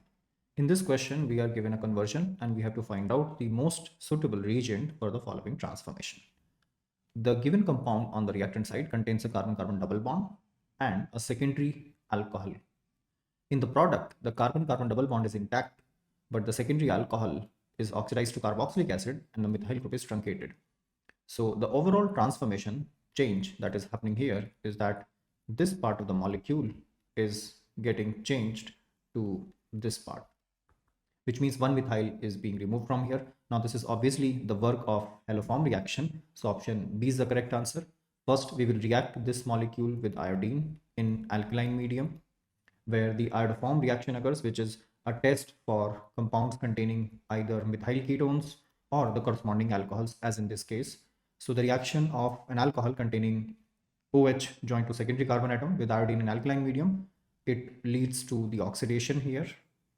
It gives us the carboxylate, and the methyl group is oxidized to iodoform, a bright yellow solid.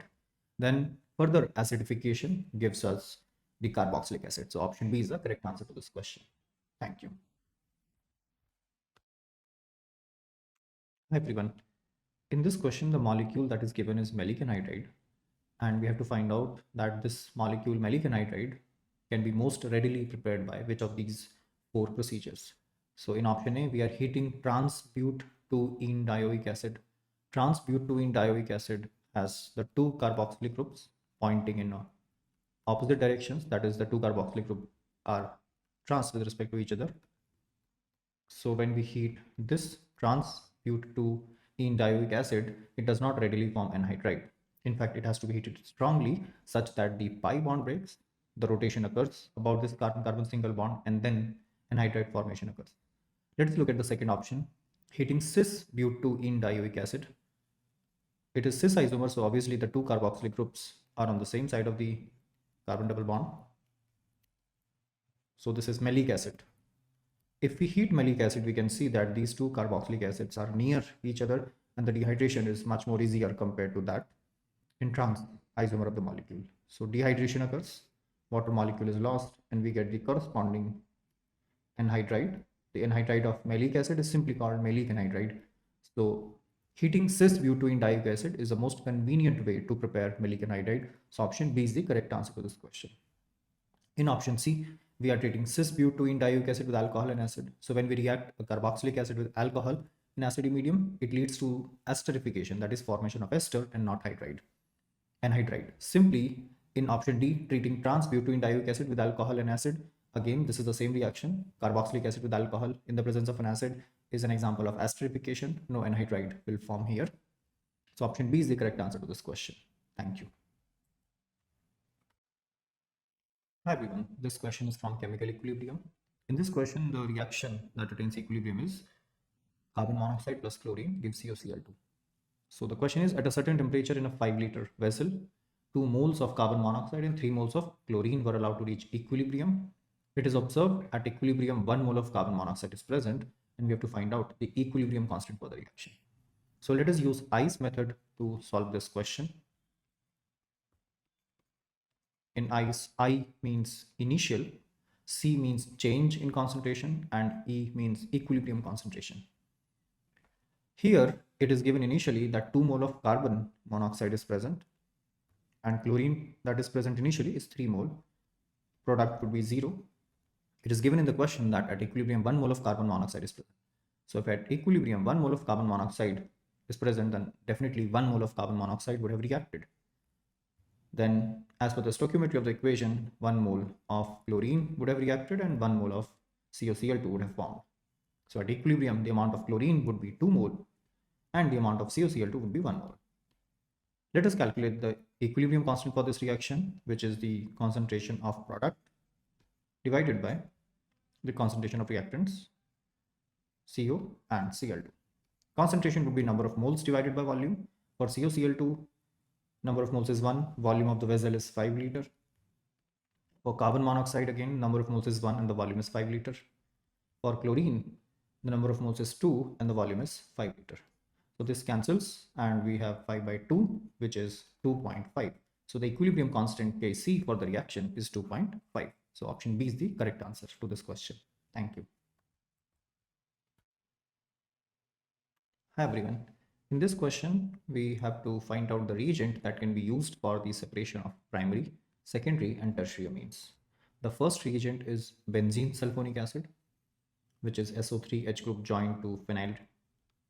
Benzene sulfonic acid is a strong acid, and in fact, it will react with all the 3 amines because in primary amines, there is a lone pair on nitrogen. So it can be protonated by benzene sulfonic acid as well as secondary amine and also tertiary amine. So this does not seem like a suitable reagent to separate primary, secondary and tertiary amine. Acetylamide is CH3C double bond ONH2. Once again, amines can attack this carbonyl carbon, but this reaction is not suitable for their separation. Chloroformine QH is the reagent that we used in carbylamine reaction. In carbylamine reaction, aliphatic and aromatic primary amines react with chloroform in alkaline medium to give isocyanide, which are foul smelling substances. So this can be used to separate primary amine from secondary amine, but not for the separation of secondary and tertiary amines. Coming to the para-toluene sulfonyl chloride. So this reagent, we also call it Hinsberg's reagent. Benzene sulfonyl chloride or para-toluene sulfonyl chloride. This reagent is actually used to separate primary, secondary and tertiary amines. So this is specifically called Hinsberg's test. So we have this para-toluene sulfonyl chloride. So when primary amines react with this, that is RNH2, we get, let us for convenience, let us call this group as R prime, because the nitrogen here, it is going to attack sulfur and chlorine is going to be replaced. So for convenience, let's call this group as R prime. So overall what we are getting is R prime and then NH and then R. So this hydrogen is actually slightly acidic because it is joined to the SO2 group. So this compound is soluble in alkali. If we take secondary amine here, that is R2NH, then we will get R prime and RR. So this does not have any acidic hydrogen. So this compound is insoluble in alkali. And finally, if we take tertiary amine, then tertiary amines do not react with Hinsberg reagent because in tertiary amines, there is no hydrogen that can be kicked off to neutralize the positive charge of nitrogen. So para-toluene sulfonyl chloride can be conveniently used to separate primary, secondary and tertiary amines. So option D is the correct answer here. Thank you. Hi everyone. In this question, we are given a molecule which is reacted with sodium ethoxide at high temperature, and we have to find out what is the major product of this reaction. So we can see that this molecule contains one carbonyl group here, another carbonyl group here, and we also have an ester linkage. So this molecule contains multiple carbonyl groups. So this reaction would be an example of intramolecular aldol condensation, where a hydrogen atom is removed from an alpha carbon of one of the carbonyl groups, and that alpha carbon attacks on the other carbonyl group. So we can see here that it is this carbon that will undergo deprotonation because that will lead to the formation of a stable compound here. So basically, first of all, we will form the carbon ion, which is this. Then this carbon ion will attack here. That will give us this O minus, one carbon, another carbonyl group. And then we have this alpha carbon that is joined to this carbon, and this alpha carbon is joined to C double bond O, ET. And because heating is also being performed, so dehydration will also be done. And remember, in aldol reaction, the dehydration occurs always at alpha beta position because the resulting product is resonance stabilized. So we get this double bond here at alpha beta position, and this is our C double bond ET. So the product should be a bicyclic compound containing two 5-membered rings, which is not option A. And here the double bond is at beta gamma position. So this is not also the correct answer, not this one. Yes, option D seems to match with our product here. So option D is the correct answer to this question. Thank you. Let us look at the two statements in this question. According to statement 1, 2-methyl-butane on oxidation with KMnO4 gives 2-methyl-butane-2-ol. This statement is correct because this is the structure of 2-methyl-butane and it contains a tertiary hydrogen atom, that is a hydrogen joined to a tertiary carbon. When we take an alkane that contains a tertiary hydrogen atom and react it with KMnO4, that is a strong oxidizing agent, then the tertiary hydrogen gets replaced by the hydroxyl group and we get a tertiary alcohol. So in this case, the product would be 2-methyl-butane-2-ol. So all alkanes having a tertiary hydrogen atom can be oxidized to the corresponding tertiary alcohols on reaction with KMnO4. This statement is correct.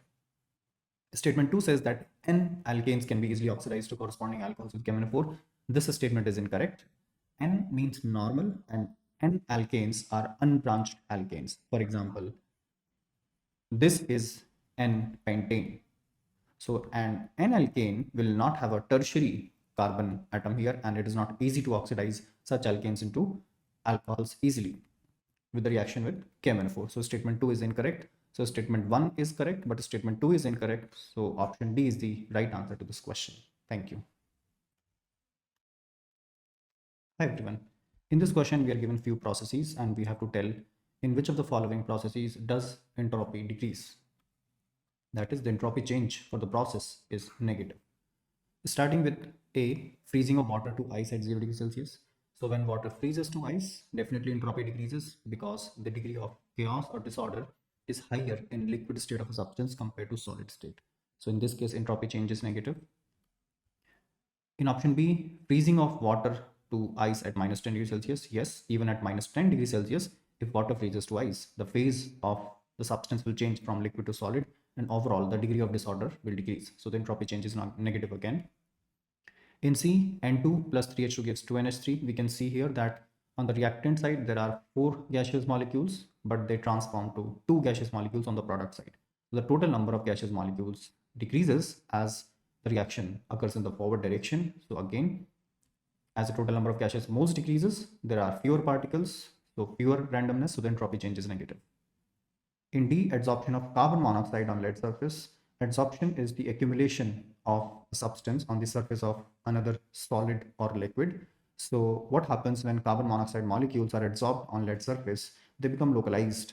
Their degree of freedom decreases, their tendency to move decreases, so they become localized, and hence the entropy change again here is negative. In process E, NaCl solid breaks down to sodium and chloride ions in aqueous phase. So here, because in solid state, the cation sodium and anion chloride are not free to move, but in aqueous solution, they have separated and now they have greater mobility. They are more free to move. So in this case, the entropy actually increases. So delta S is positive. So it is the process A, B, C, and D in which the entropy change is negative, that is entropy decreases. So option B is the right answer to this question. Thank you.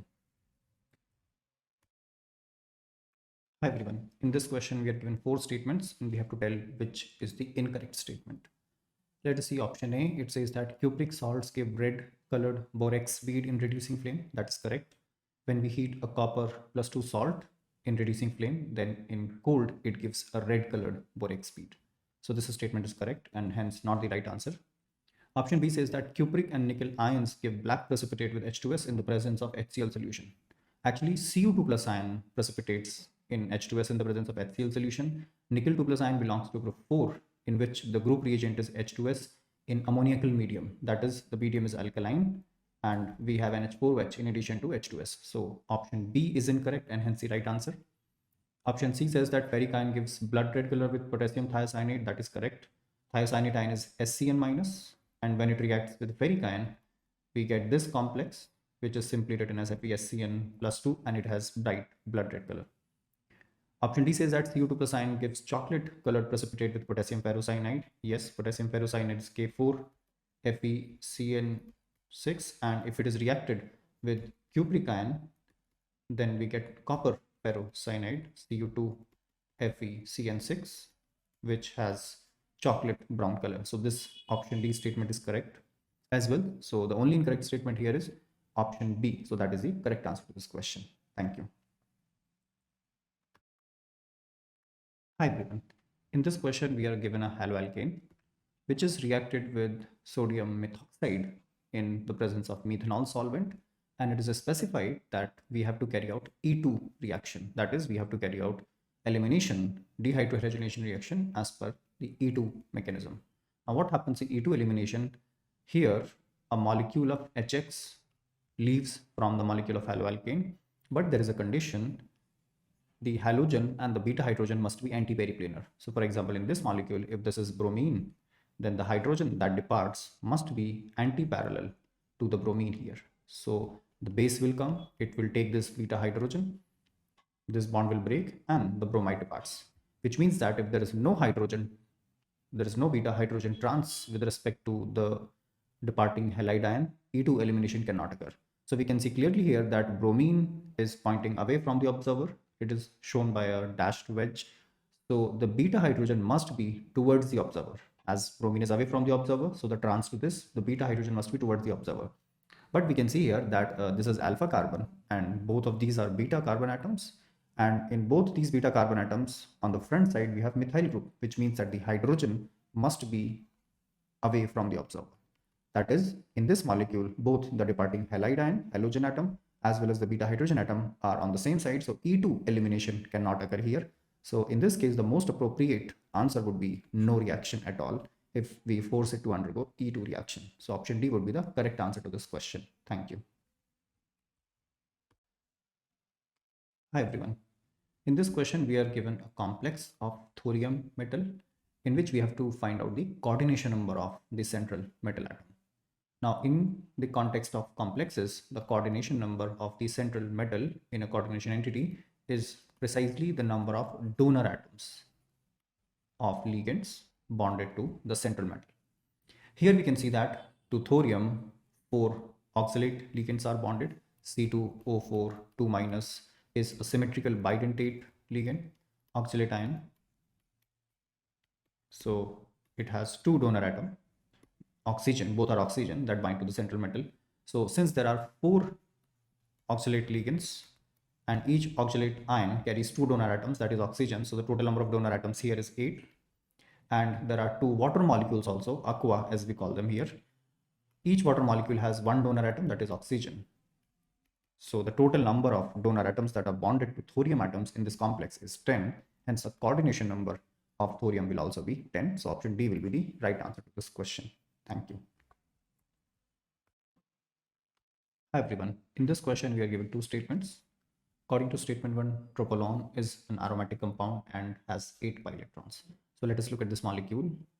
It contains a 7-membered ring. Each carbon atom is sp2 hybridized, as each carbon atom is forming a pi bond. However, the pi electron pair of the carbonyl group is exocyclic. That is, it is not part of the ring current here. So in total, there is 6 pi electrons inside the ring, and because this satisfies the Huckel rule for aromaticity, so yes, tropolone is an aromatic compound despite having 8 pi electrons, simply because the 2 pi electrons of the carbonyl group are outside the ring. So this statement is correct. Statement 2 says that the pi electrons of CO group in tropolone are involved in aromaticity. That is definitely not correct. We do not count the pi electrons that are outside the ring. So the pi electrons of the carbonyl group are not involved in aromaticity. This statement is wrong. So statement 1 is correct, but statement 2 is false. So option A is the right answer to this question. Thank you. Hi everyone. In this question, we have to find out the number of pOH bonds and the oxidation state of phosphorus atom in pyrophosphoric acid, which has the molecular formula H4P2O7. So the structure of pyrophosphoric acid is this. It is formed by the removal of water molecules from two molecules of phosphoric acid. So as we can clearly see here in the pyrophosphoric acid, which has the molecular formula H4P2O7, there are 4 pOH bonds. So this would be 4. And the oxidation state we can directly calculate from the molecular formula itself. The oxidation state of hydrogen would be +1. Of phosphorus, let us say X. The common oxidation state of oxygen would be -2. And the sum would be 0 as it is a molecule. So the oxidation state of phosphorus, which is X, comes out to be +5 here. So the number of pOH bonds is 4 and the oxidation state of phosphorus atom is 5. So option D is the right answer in this question. Thank you. Hi everyone. In this question, there is a reaction sequence in which first two molecules of cyclopentanone react together in dilute NaOH. They give a product X, which is then heated in acidic medium to give another product Y. So we have to identify the correct structures of these products X, Y. First reaction is an aldol condensation, example of self-aldol condensation, where two molecules of cyclopentanone react together. So the reaction goes something like this. First of all, a molecule of base removes an alpha hydrogen from cyclopentanone. This forms a carbon ion, which is an enolate, the nucleophile in aldol condensation. Then it attacks as a nucleophile on the carbonyl carbon of another molecule of cyclopentanone. So what we get here is this O minus, and this would be attacking here like this. Now this should be our X, but it can also take H plus from the medium, from the solvent, and we could also have this product, which is an aldol addition product. This is the carbonyl group, so this is alpha, this is beta. So beta hydroxy ketone, that is our aldol addition product. So as per the given options, yes, the second molecule makes more sense. So this is our X, and then finally, when it is heated, dehydration occurs. When it is heated, dehydration occurs at alpha beta position, right? OH is lost from here, H is lost from here, in this case via even mechanism, and we have the formation of a pi bond here. So the final product Y would be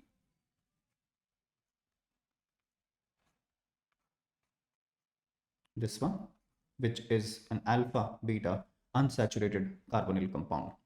So to always verify the product in aldol reaction, we must see that the addition product should be a beta hydroxy and the condensation product would be an alpha beta unsaturated compound.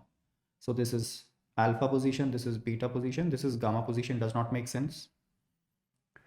This is alpha position, this is beta position, yes. So here this has given enolate and this molecule provided the electrophile. So this could be aldol addition product, and then at alpha beta we have this condensation. So yes, option B is the correct answer to this question. Thank you. Hi everyone. In this question, we have to predict the product that is formed when glucose is heated with Hi. So this is the structure of glucose that contains a carbonyl group in the form of aldehyde, and the remaining 5 carbon atoms carry a hydroxyl group each. So when it is heated with Hi acts as reducing agent here. So this gives us N-hexane. That is, the first carbon is reduced to CH3 and all other carbon atoms except the terminal, they are reduced to CH2 each, and the last carbon, of course, it is reduced to CH3. So the final product here is N-hexane. So the correct answer to this question would be option B. Thank you. Hi everyone. In this question, we have to find out the molar solubility of calcium hydroxide given the value of solubility product constant Ksp as 5.5 into 10 raised to the power minus 6. Calcium hydroxide is a weak base that ionizes in water to produce calcium ion and 2 hydroxide ions per formula unit. So let's say the molar solubility of calcium hydroxide is x moles per liter. So in a saturated solution of calcium hydroxide, the concentration of calcium ion would be x molar and that of hydroxide would be 2x molar because the coefficient of hydroxide is 2. Now the Ksp value for calcium hydroxide, which is the concentration of calcium ion multiplied by the concentration of hydroxide ion raised to the power 2, pure solids will not be written. The concentration of calcium is x, that of hydroxide is 2x raised to the power 2. So this comes out to be 4x cube. But it is already given that the Ksp for the compound is 5.5 into 10 raised to the power minus 6. So the molar solubility x would be 5.5 into 10 raised to the power minus 6 divided by 4 raised to the power 1 by 3. The cube root of 10 raised to the minus 6 would be 10 raised to the power minus 2. 5.5 by 4 would be 1.375 and the cube root of 1.375 would be approximately 1.1. So the molar solubility of calcium hydroxide in water would be approximately 1.11 into 10 raised to the power minus 2. This would be the correct answer of this question. Thank you. Hi everyone. This question is based on the application of Raoult's law for volatile liquids. It is given that two liquids A and B form an ideal solution. At certain temperature, the vapor pressure of the solution containing 3 moles of A and 1 mole of B is 550 millimeter of mercury. So for two liquids A and B, the total vapor pressure can be written as P naught A XA plus P naught B XB, where P naught A and P naught B are the vapor pressures of these liquids in pure state, and XA and XB are these mole fractions in the solution phase. The total pressure is P naught A XA plus P naught B XB. That is an application of Dalton's law in Raoult's law. So the first equation that we get is from the first data here. The total pressure is 550 when A is 3 mole and B is 1 mole. So let us just call it P naught A. The mole fraction of A would be 3 by 4 and mole fraction of B would be 1 by 4. So from here, we conclude that 3 multiplied by P naught A plus P naught B would be 550 multiplied by 4, which is 2200. So this is our equation 1. Again, from the next statement, but when 4 mole of A is mixed with 1 mole of B, the vapor pressure is 560. So in second case, the vapor pressure is 560, but this time the mole fraction of A is 4 by 5 and that of B would be 1 by 5. So from here, we see that 4 P naught A plus P naught B would be 2800 millimeter of mercury. And we have to calculate the vapor pressure of pure liquid A. So let us do one thing. Let us subtract the first equation from this. So this would be 3 P naught A plus P naught B equal to 2200. So let us subtract this equation. 4 P naught A minus 3 P naught A is just P naught A, and 2800 minus 2200 is 600. So the vapor pressure of pure liquid A would be 600 millimeter of mercury. So option C would be the correct answer to this question. Thank you. Hi everyone. In this question, during the reaction of permanganate with thiosulfate, the oxidation number of manganese changes by 3.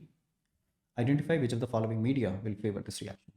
So we can clearly see here that in KMnO4, the oxidation state of manganese is +7, and in the product, it changes to MnO2, where the oxidation state of manganese is +4.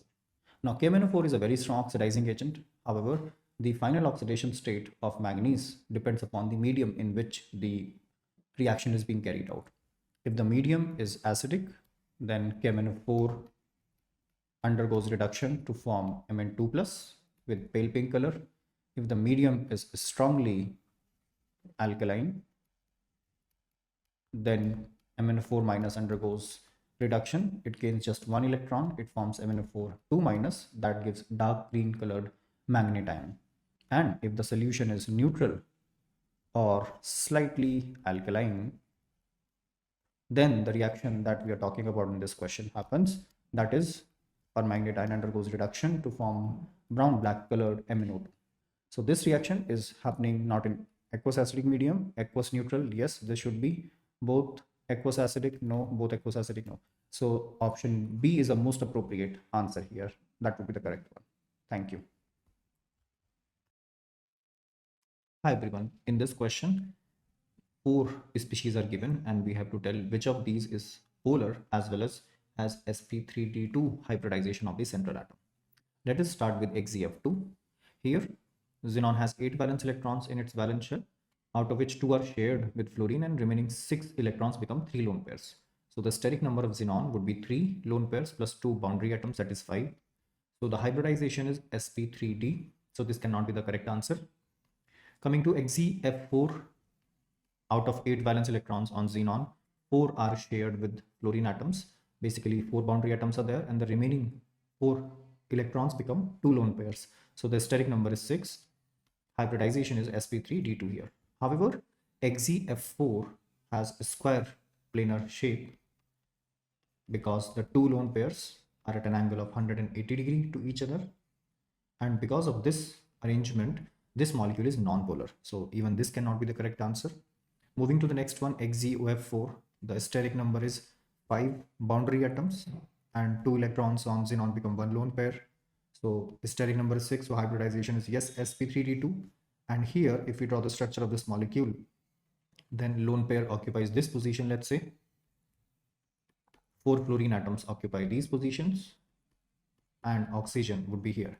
So we can see that this is a distorted structure, and yes, this molecule has a non-zero dipole moment, and also the hybridization of xenon is sp3d2. So this would be the correct answer to this question. In ICl4 minus, the steric number would be 4 boundary atoms, and out of 7 plus 1 minus charge, that is 8 valence electrons on iodine, 4 unshared electrons become 2 lone pairs. So steric number is 6, hybridization is indeed sp3d2. However, just like XeF4, ICl4 minus is non-polar because of the square planar shape, the 2 lone pairs being at an angle of 180 to each other. So yes, the correct answer to this question is option C. Thank you. Hi everyone. In this question, we are given 4 molecules and we have to tell that which of these molecules undergoes SN reaction easily. SN stands for nucleophilic substitution. Let us start with the first molecule, vinyl bromide. This molecule does not easily undergo nucleophilic substitution because there is partial double bond character here due to the conjugation between the carbon and bromine here. As a result, the breaking of carbon-bromine bond is not easy and nucleophile cannot displace this bromide very easily. In bromobenzene as well, there is resonance.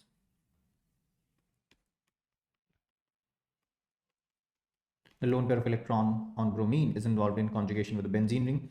As a result, nucleophile cannot displace this bromide easily. However, para-nitro-bromobenzene can undergo nucleophilic substitution relatively easily because here the displacement of bromide becomes easier because the nitro group, which is a very powerful electron withdrawing group, it can stabilize the intermediate carbon ion. So if haloarenes have powerful electron withdrawing groups at ortho and para positions, then the intermediate carbon ion can be stabilized and such molecules undergo nucleophilic substitution relatively easily. Option C should be the correct answer. In option D, we have bromine attached to this carbon, which is a bridgehead carbon, and bridgehead haloalkanes also do not undergo nucleophilic substitution reaction easily because SN1 reaction is not favorable because positive charge cannot become very stable here because positive charge here at bridgehead carbon is not very stable because it cannot be planar, and also because the nucleophile cannot easily attack from backside, so SN2 is also not favorable. So the correct answer is option C. Thank you. Hi everyone. This question is based on the application of Colroche law, where we can find out the molar conductivity at infinite dilution for a weak electrolyte indirectly.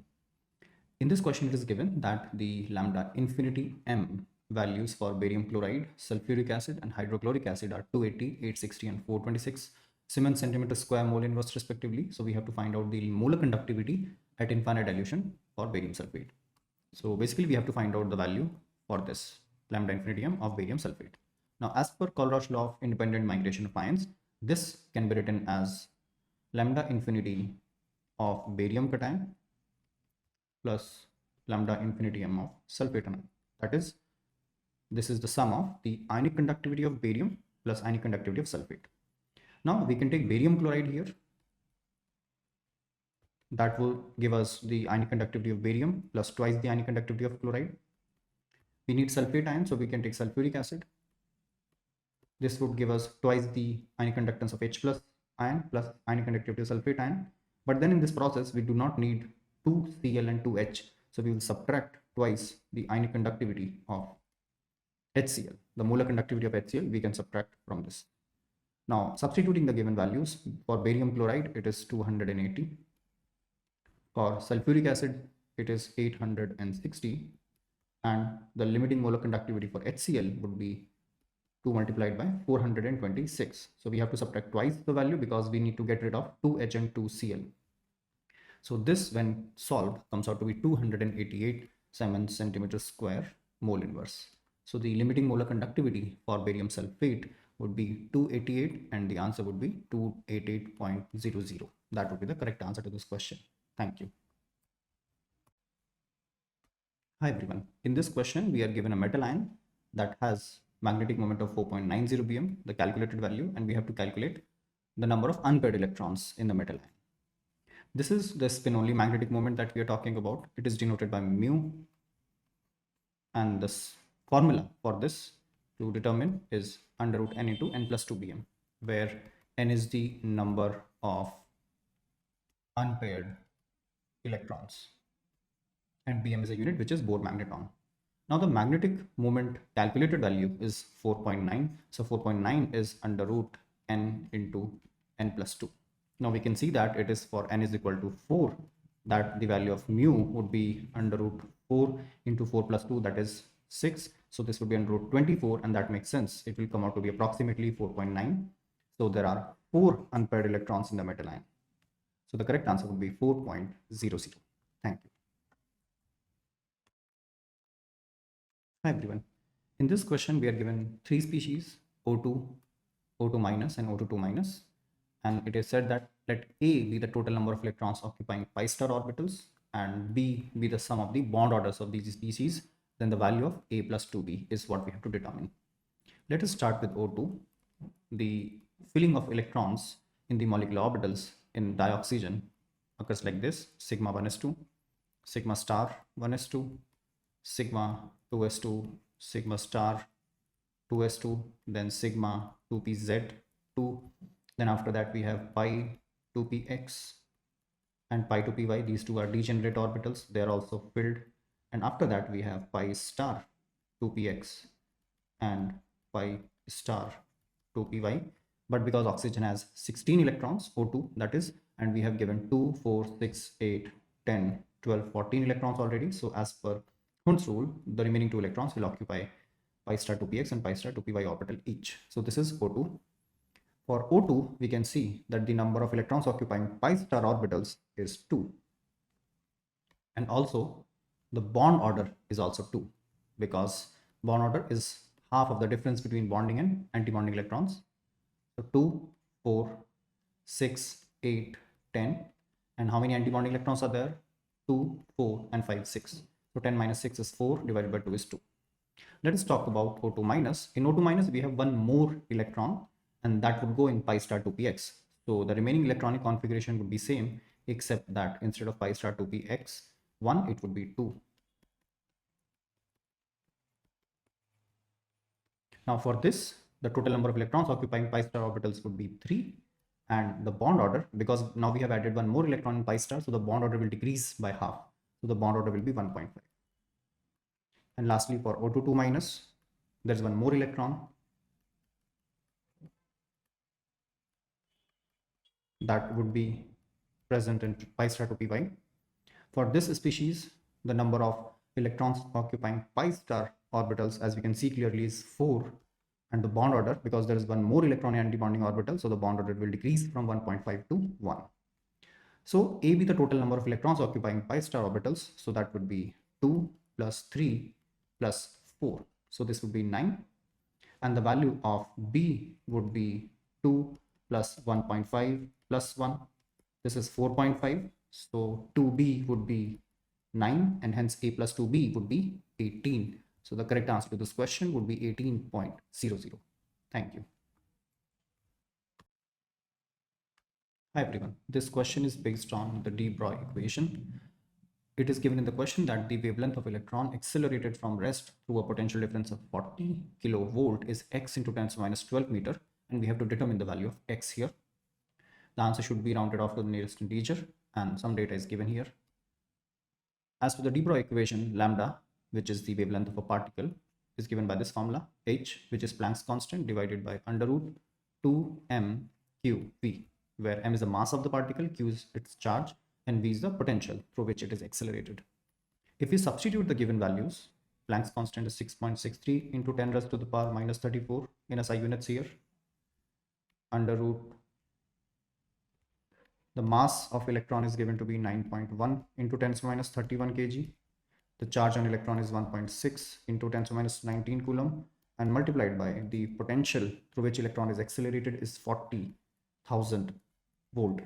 Now this calculation is really scary. So in fact, it's worth remembering this formula as well. 1.227 divided by under root of V nanometer. That is, if an electron specifically is accelerated through a potential of V volt, then the de Broglie wavelength of the electron is given by this formula.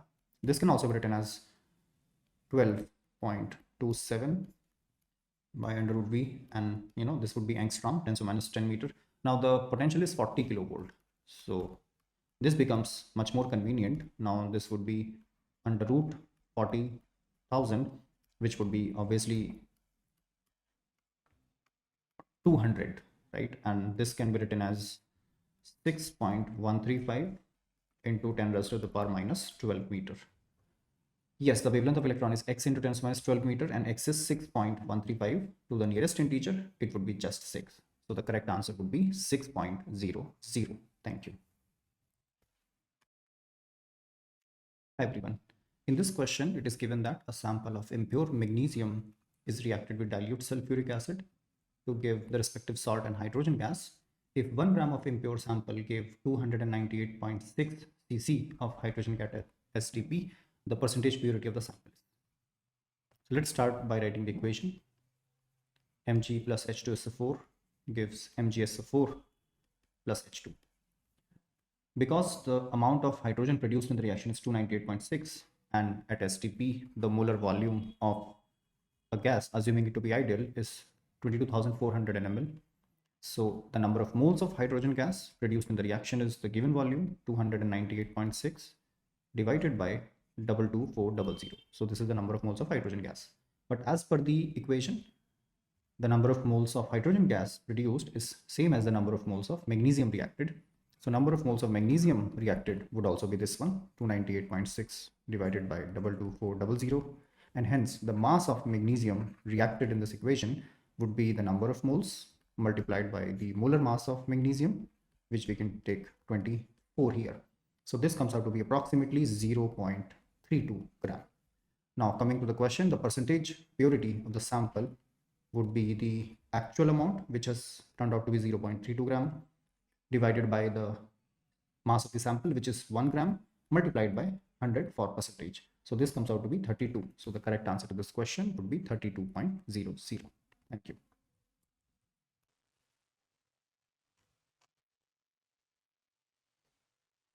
Hi everyone, I'm Firoz Khan, Master Teacher of Mathematics here at Vedantu.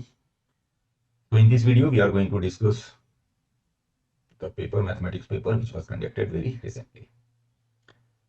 So here is the question on your screen, and the question is based on circles. You are given two circles here, and they are asking the relative position. Each circles have same center, no meeting point, no point of intersection, only one meeting point or two meeting points. So in this type of question, what you will do basically, you just check the center and radius of the two circles. So if I check the center of the first circle, let's say center of the first circle is A. So it is 5,5. And if I check its radius, let's say R1. So it is under root 5 plus 5. So 50 minus 41, radius is 3. Now let's check the center of the second circle, which is 11,5. And radius of this circle is under root 121. plus 36 minus 137.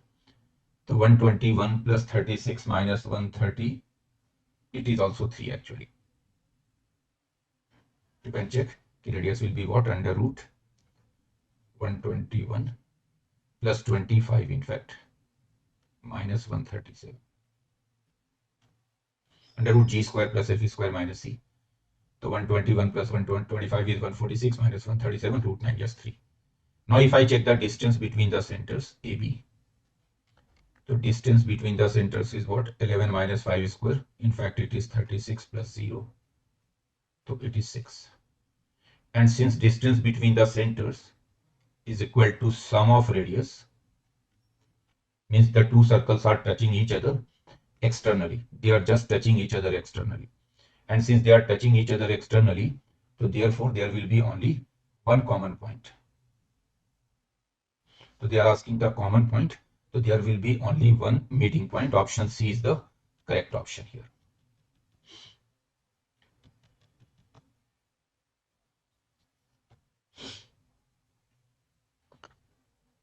Okay, see this question now. This is from definite integration, and you are given two integrals here, three integrals in fact, I1, I2, I3, and you have to compare them. In fact, you have to arrange them in descending order from largest to smallest. So you know that see, limit is between 0 and 1. Limit is between 0 and 1. So if x is between 0 and 1, so obviously the largest quantity will be x, then x square, then x cube. Since x is lying between 0 and 1, so when you increase the power, the value decreases. So as you increase the power, value decreases to x greater than x square greater than x cube. But as you can see, we have minus here. So minus x greater than less than minus x square less than minus x cube. So e raised to minus x is less than e raised to minus x square is less than e raised to minus x cube. And hence you can see that I2 is surely less than e raised to minus x cos square x is I1. So I can say that e raised to minus x cos square x is less than e raised to minus x square cos square x. Means I1 is surely less than I2. Right? And this e raised to minus x, see already e raised to minus x square is less than e raised to minus x cube. So e raised to minus x square cos square x will be even smaller less than e raised to minus x cube, because cos square x is already less than 1. Cos square x is already less than 1. So you can say that e raised to minus x square cos square x will be less than e raised to minus x cube into 1. So that means it will be less than I3. So hence I1, I2, I3 are in increasing order, or you can say I3 is greater than I2 is greater than I1. Means option C will be the correct option. I3 greater than I2 greater than I1.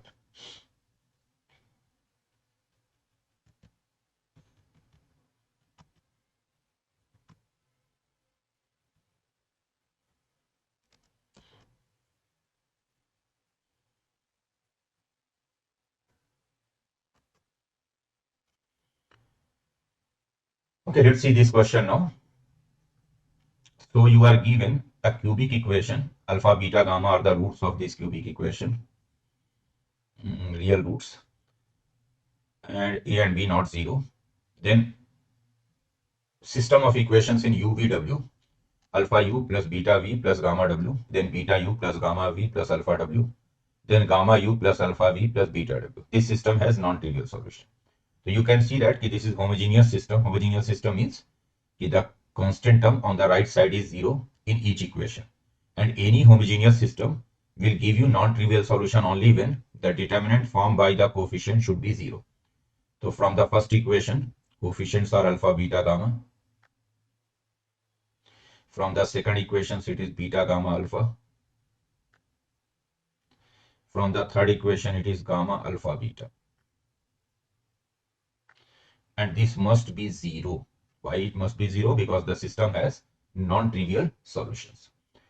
And now if you expand this determinant, no need to do anything, no need to use any property, just expand as it is.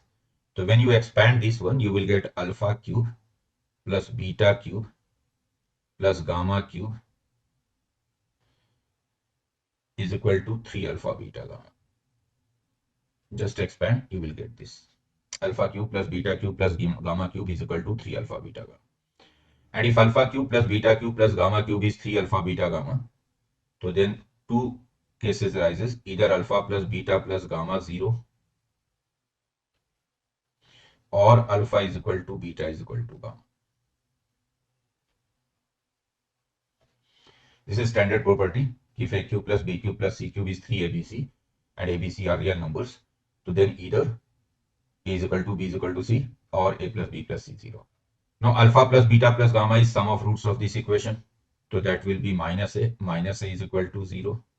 But they have given that a is non-zero. They have given here a is non-zero. So hence this case is not possible.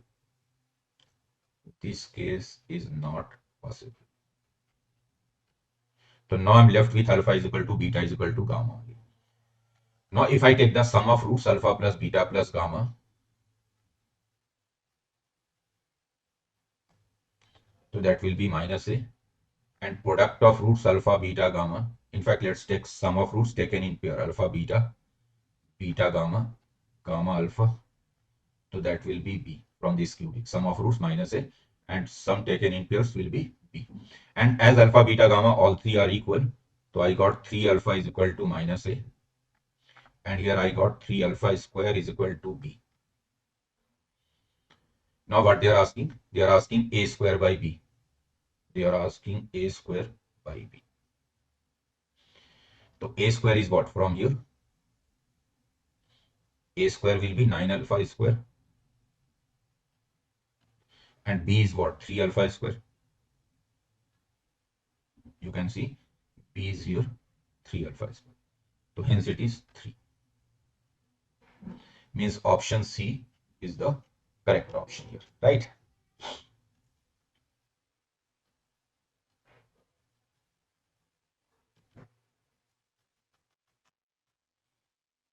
Okay, let's see this question now. This is from sequence and series.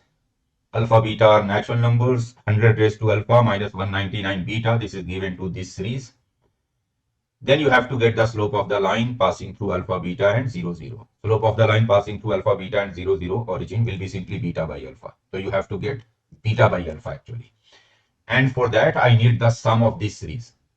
Sum of this series. Let me call this sum of this series as S. This is what 100 into 100, 99 into 101, 98 into 102, up to 1 into 199. So if I write this sum in sigma form, so I can write it as 100 minus R, 100 plus R.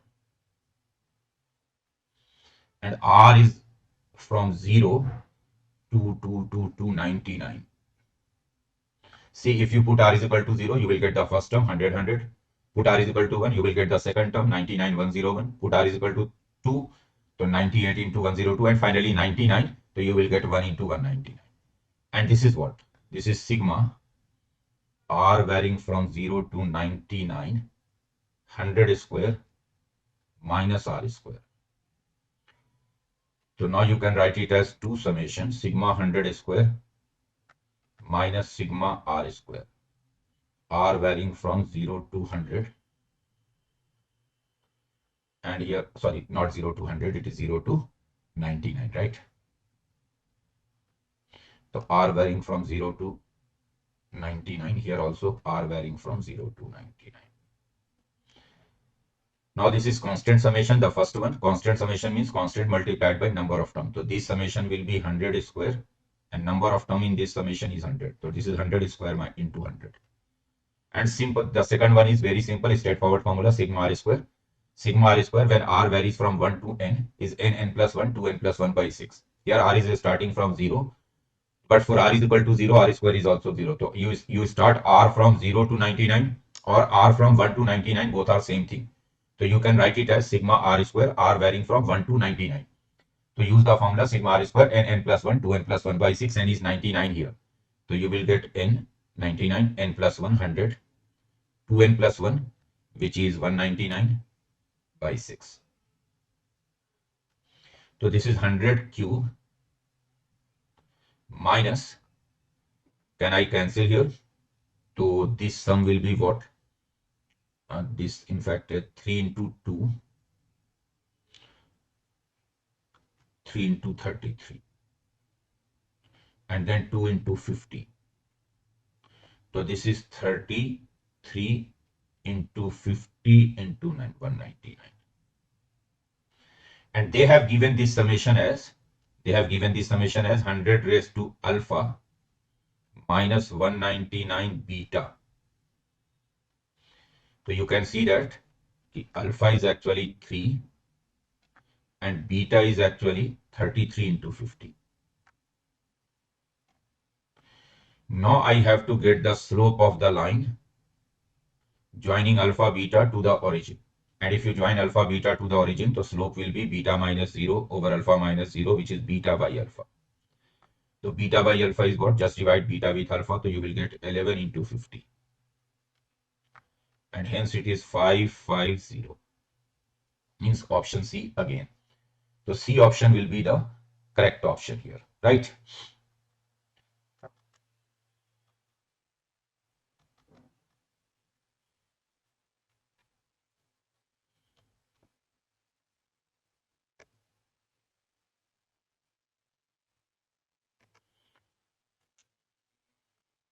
Chalo, let's see this question now.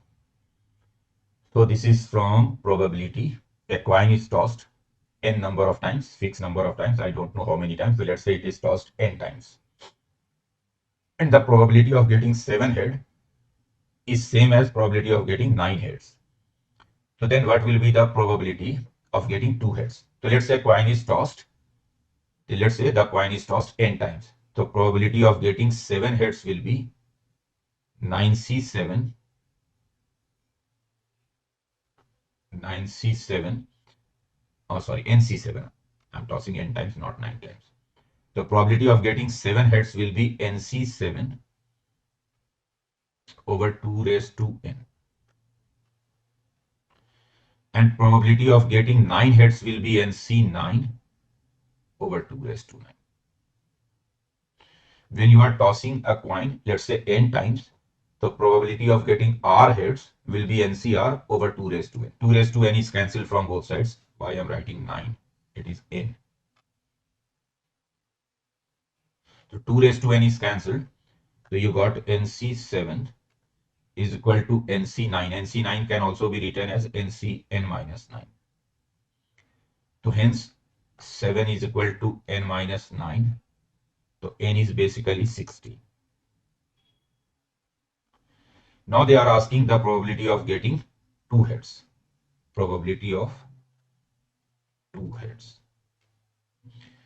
So that will be nc2 over 2 raised to 9. 2 raised to n in fact. Probability of getting 2 heads is nc2 over 2 raised to n. N is what? N is 16. So 16c2 over 2 raised to 60. And 16c2 will be what? 16 into 15 by 2. 16 into 15 by 2. So that will be 16 into 15 by 2 means 8 into 50 over 2 raised to 60. So ultimately it becomes 15 over 2 raised to 30. The first option is the correct option here, right?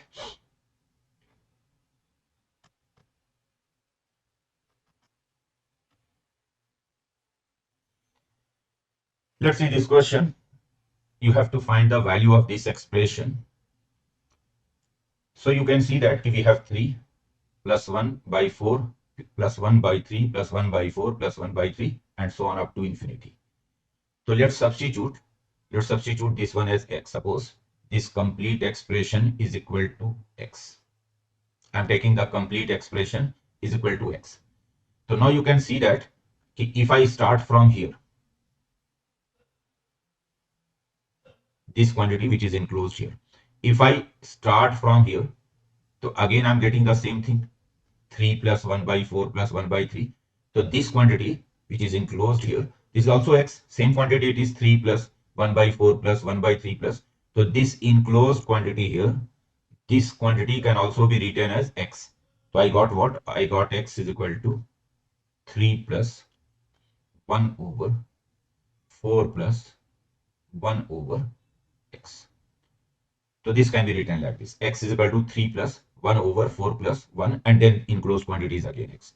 So I'm getting x minus 3 is equal to x over 4x plus 1. X minus 3 is equal to x over 4x plus 1. So this gives you 4x plus 1 into x minus 3 is equal to x. Now if you multiply this one, you will get 4x square minus 12x plus x minus 3. This is x. So now you got a quadratic equation 4x square minus 12x minus 30. Use quadratic formula here. So x will be 12 plus minus under root. I'm just using quadratic formula. X will be minus b plus minus under root b square minus 4ac by 2. So 144. Then plus 4ac means 48 by 2a. 2a means 8. So it is 12 plus minus 16 can be taken out. So root 16 is 4. 16 taken out, so 16 into 9, 16 into 3 over 8. So you are getting what? 12 by 8 means which is 3 by 2 plus minus 4 root 12. Root 12 is 2 root 3 by 8. So it is 3 by 2 plus minus root 3. But you can see that x cannot be negative here. X is basically sum of all positive numbers. So x cannot be negative. X must be positive here. And you can see 3 by 2 minus root 3 is a negative number. So that will be rejected. You will consider positive number. 3 by 2 is 1.5. So 1.5 plus root 3. This will be your correct answer, which is option D, right?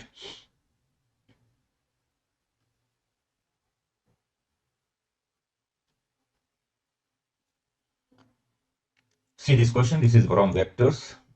The vector alpha I plus beta j is obtained by rotating the vector root 3i plus j by an angle 45 degree about the origin in counterclockwise direction, means anti-clockwise direction in the first quadrant.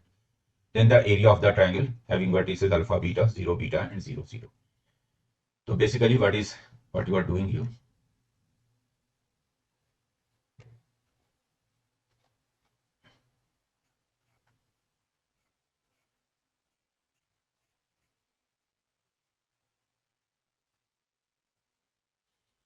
See, initially your vector is root 3i plus j. So let's say root 3i plus j means you can say that, let's say this vector is, this vector OA is root 3i plus j.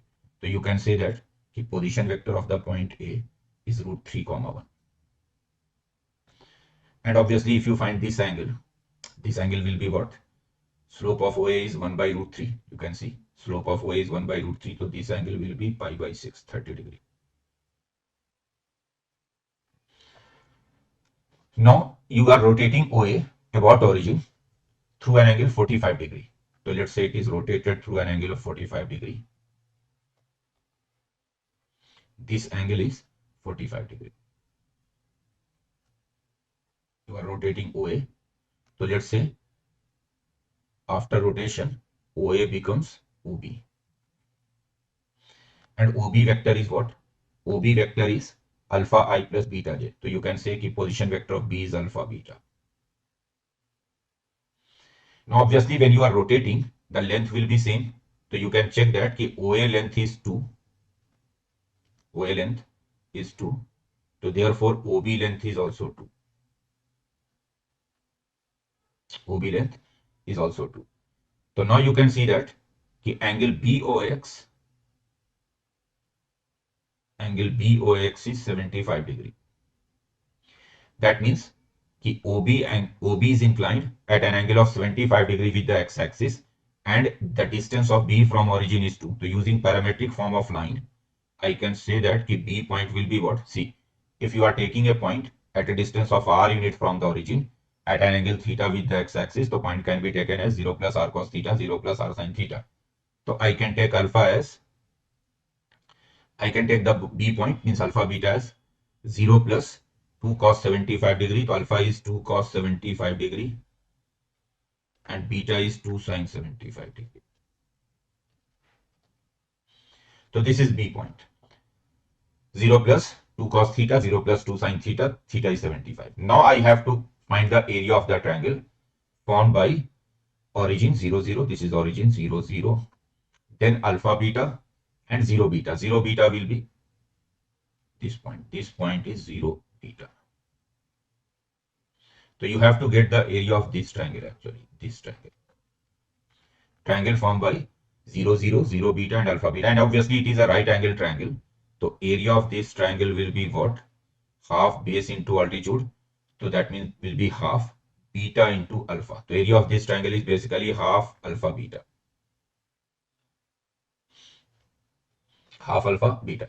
You can get the area using area formula also from coordinate geometry. But since it is a right triangle, the area will be simply half base into altitude. So half beta into alpha. Now put the value of alpha beta. Alpha is 2 cos 75, beta is 2 sin 75. If you put value here, so you will get 2 sin 75 cos 75. And this is 2 sin theta cos theta, so becomes sin 2 theta. So it is sin 150 degree. And sin 150 degree is nothing but half. So area of this triangle will be half only. Right?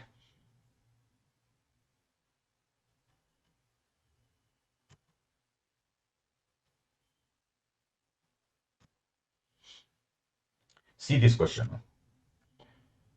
From trigonometric equation, number of roots of this equation in the interval 0 to pi. You just have to count the number of roots of this equation in the interval 0 to pi.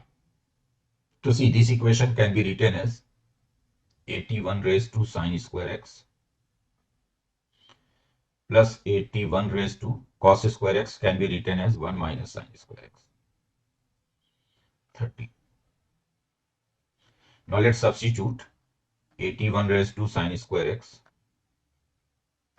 as t. So this equation becomes t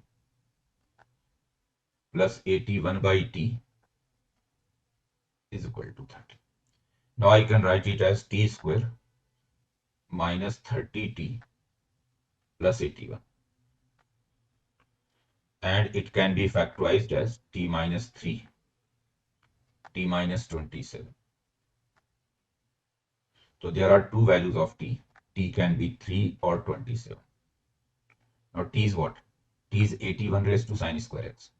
And 81 raised to sine square x can also be written as 3 raised to 4 sine square x. So actually t can be written as 3 raised to 4 sine square x. It is 3 raised to 1 or 3 raised to 3. So hence 4 sine square x is either 1 or 3. So this gives you sine square x 1 by 4 or 3 by 4. So this gives you sine x will be either half or root 3 by 2. As it is given that x lies in the interval 0 to pi, so sine x cannot be negative. So hence we are taking only the positive value half and root 3 by 2. And obviously sine x is equal to half. Half gives you two values, 30 degree and 150 degree, pi is by 6 and 5 pi by 6.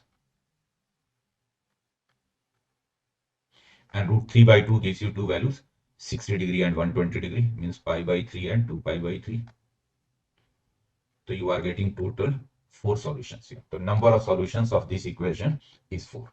Means the D option is correct option here, right?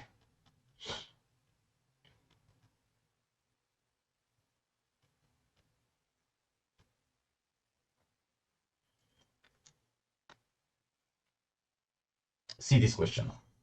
This is from hyperbola. So A and B are respectively semi-transverse and semi-conjugate axis. Eccentricity satisfies the given equation. 5, 0 is the focus. X is equal to 9 by 5 is the corresponding directrix. So what will be A square minus B square?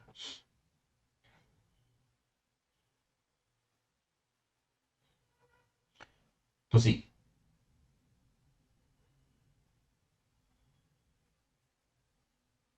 if I solve this equation 9e square minus 18e plus 5, so can we factorize it? Yes, it can be factorized as 9e square minus 3e minus 15e plus 50. So take 3e common. So this is 3e minus 1. Then take 5 common. So 3e minus 1. So eccentricity will be 5 by 3 or 1 by 3. But you know that the eccentricity of a hyperbola must be greater than 1. So this 1 by 3 is not possible. It will be rejected. Only 5 by 3 will be taken.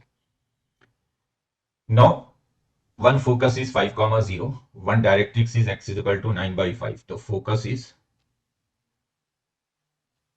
5, 0. Directrix is x is equal to 9 by 5.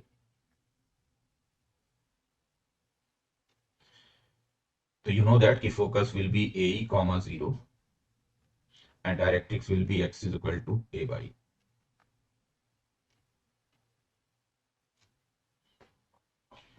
In fact, we are considering that it is a standard hyperbola x square over A square minus y square over B square is equal to 1. And you can see from focus and directrix also, focus is 5, 0. Directrix is x is equal to 9 by 5, but they should have given that it is a standard hyperbola, means the center of the hyperbola is at origin. They should have mentioned it. The center is at origin. So AE is 5, AE is 5, and A by E is 5 by 3, 9 by 3 in fact.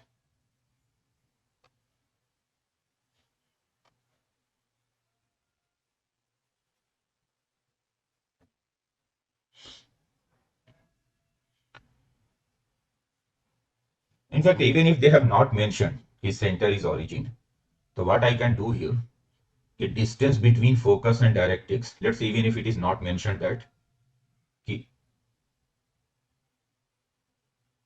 center is origin. So since I know the focus, I know the directrix, so I can find the distance between focus and directrix. What I can find? I can find distance between focus and directrix.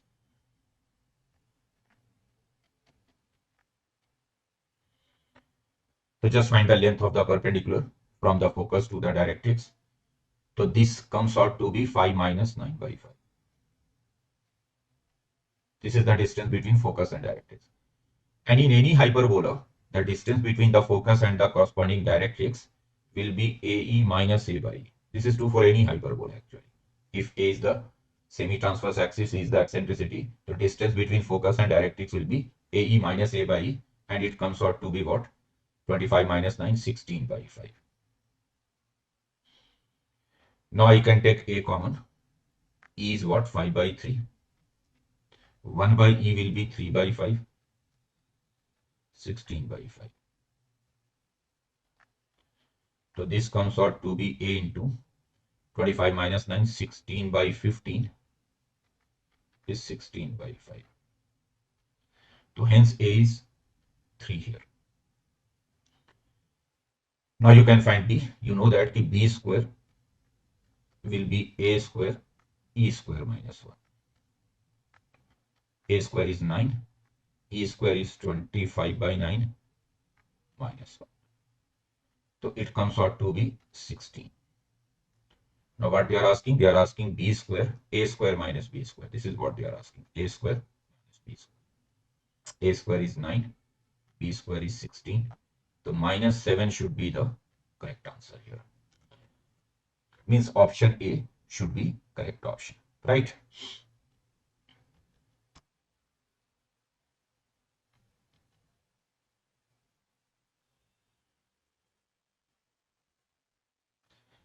Next question is from ellipse. So we have a standard ellipse here. I can write this ellipse as x square over 25 plus y square over 16 is equal to. P is any point on the ellipse, and you know that any point on this ellipse can be taken in the form a cos theta, b sin theta. A is 5, so a cos theta is 5 cos theta. B is 4, so b sin theta is 4 sin theta. So any point on the ellipse can be taken in this form. Now they are saying that the distance of this point from origin is root 20. So OP is root 20. OP is root 20. So if you take the distance of this point from the origin, so OP square will be what? OP square will be 25 cos square theta plus 16 sin square theta. This is square of the distance of P from the origin, that should be 20. I have done squaring actually. Now I can write sin square theta is 1 minus cos square theta. Sin square theta is 1 minus cos square theta. So this gives you 9 cos square theta is equal to 20 minus 16, 4.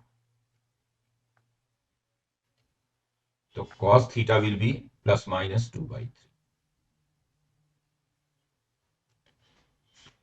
Now I have to find the focal distances of P from focal distances of P means distances of P from the focus. So what will be focal distances of P?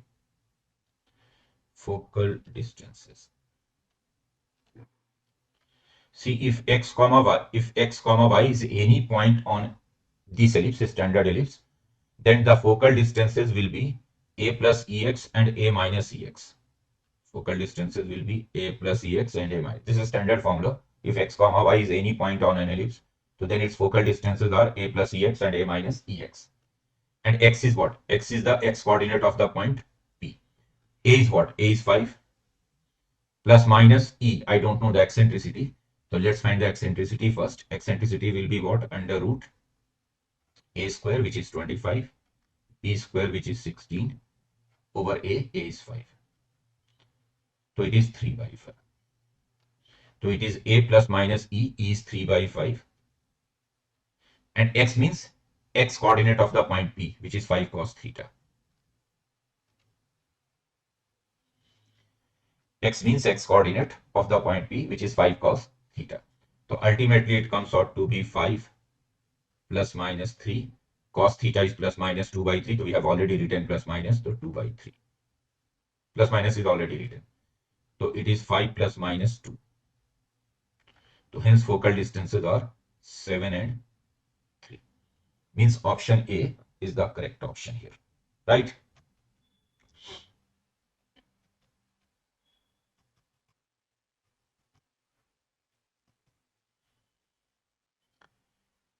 Next question is from vectors. You are given 3 vectors here. A, B, C already given. A is perpendicular to B cross C. So since A is perpendicular to B cross C, so you can say that A dot B cross C should be 0. And A dot B cross C is nothing but STP ABC. It should be 0. And STP ABC is basically the determinant formed by coefficients. So vector A is 1, 1, n. Vector B is 2, 4, n. Vector C is 1, n, 3. So this should be 0. After this, just expand this determinant. So when you expand this determinant, you will get a quadratic equation. You will get, no need to do anything, just expand, you will get a quadratic equation, and you will see that the discriminant of the quadratic is negative, hence there will be no value of n. So if you expand, you will get this quadratic equation. And you can see that the discriminant of this quadratic is negative, so hence there will be no real root of this equation, means there is no value of n, no real value of n. Option B is the correct option here, right?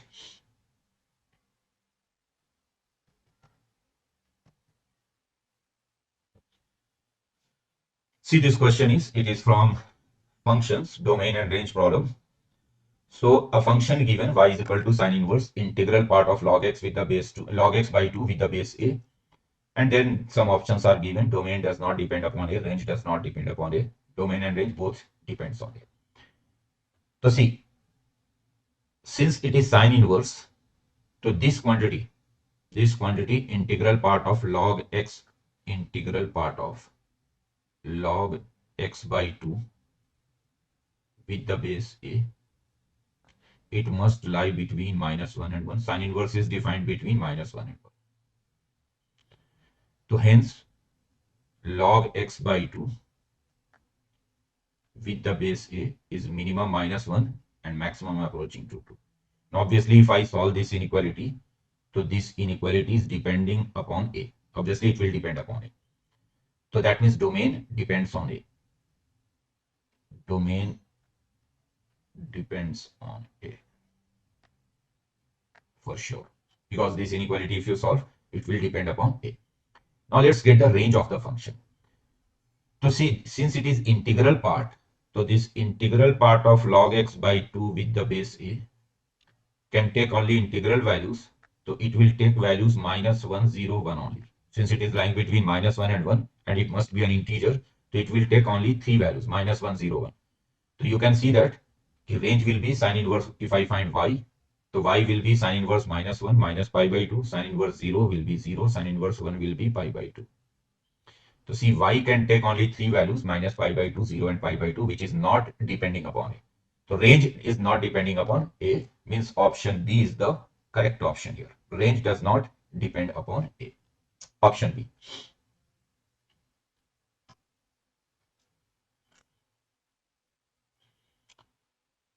Let's see this question from binomial.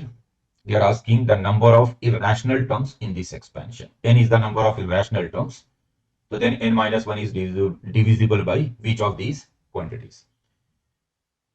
So to get the number of irrational terms, let's find the general term first, TR plus 1. General term is 60 CR, 3 raised to 1 by 4, 60 minus R, 5 raised to 1 by 8 R. So it is 60 CR, 3 raised to 15 minus R by 4, and then 5 raised to R by 8. Now obviously term is rational.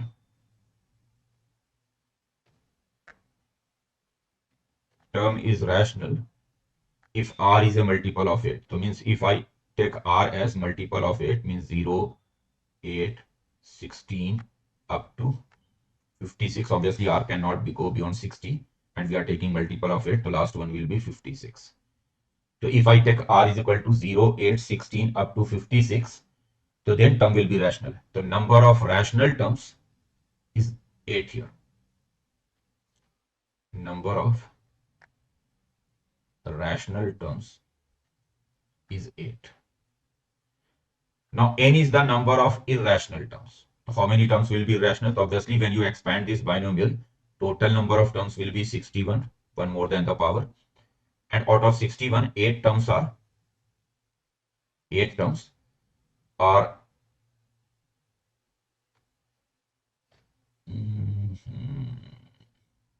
R will be, yes, R must be a multiple of 8 and power is 60. So it can be 0, 8. Yes, it is right. So n will be 53. Total number of terms is 61, out of which 8 are rational.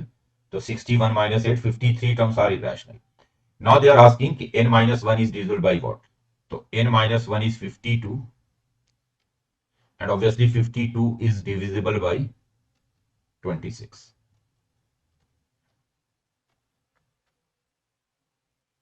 Means option B is the correct option here.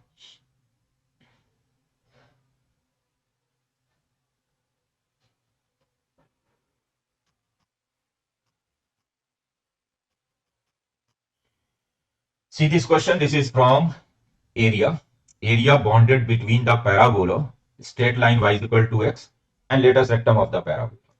So basically you have a right open parabola here. Let's draw the parabola. Y square is equal to 8x. This is the axis of the parabola, which is x-axis. Parabola is y square is equal to 8x. So here 4a is 8. Y square is equal to 4ax. 4a is 8. So a will be 2. That means focus is 2 comma 0.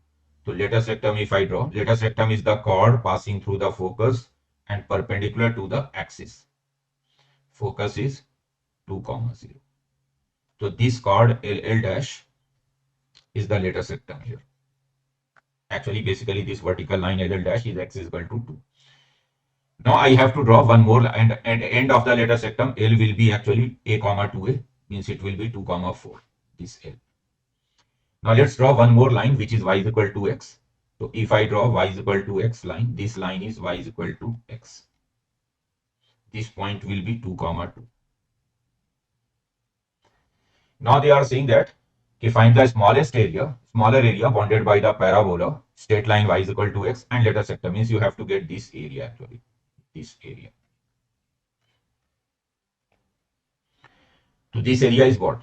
This area is basically area bounded by the parabola from 0 to 2 with the x-axis, and I can write this curve also as y is equal to root 8 root x. So integrate from 0 to 2 root 8 root x dx.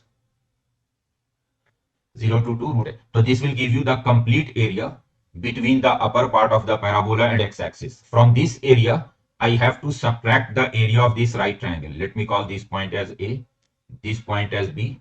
So I have to subtract area of triangle OAB. OAB. Now you can easily calculate it. It is root 8. Root 8 means what? 2 root 2. And root x will be 2 by 3, x raised to 3 by 2. Limit is 0 to 2. Now what is area of triangle OAB? Half base into altitude. So half base is 2. Altitude is also 2. So now it is what? Now it is 4 root 2 by 3. 2 raised to 3 by 2 is 2 root 2 again. Minus 2. So it is what? 16 by 3 minus 2, which is 10 by 3. Means option B is the correct option here, right?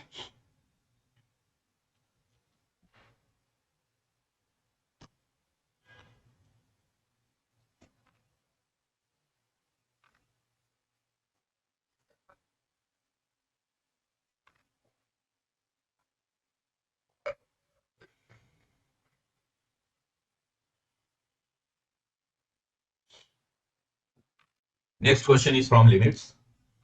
A function is given to you fx, and then you have to check limit x approaching to 0 fx, left limit. Okay. So see, if I check the right limit at 0 first, limit x approaching to 0 plus fx.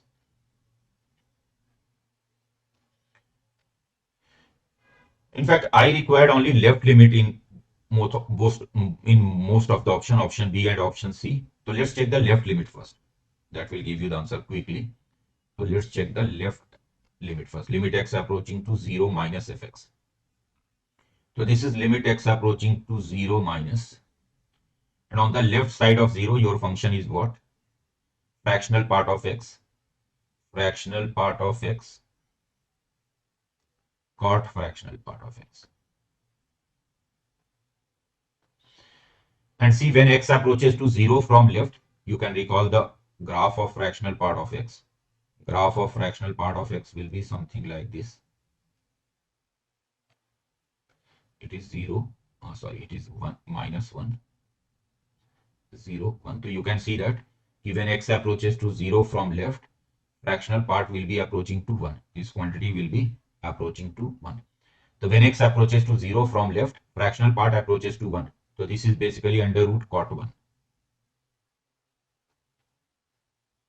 Under root cot 1.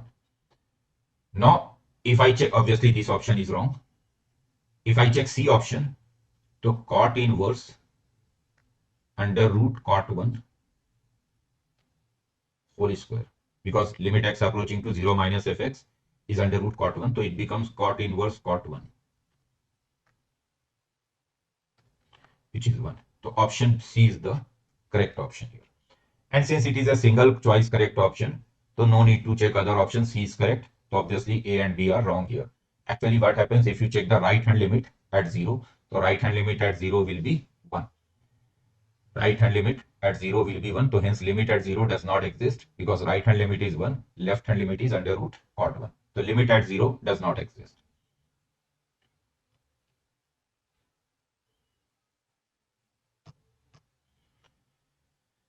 See this question now. This is question from again function involving fractional part of x, and we have to get the range of this function.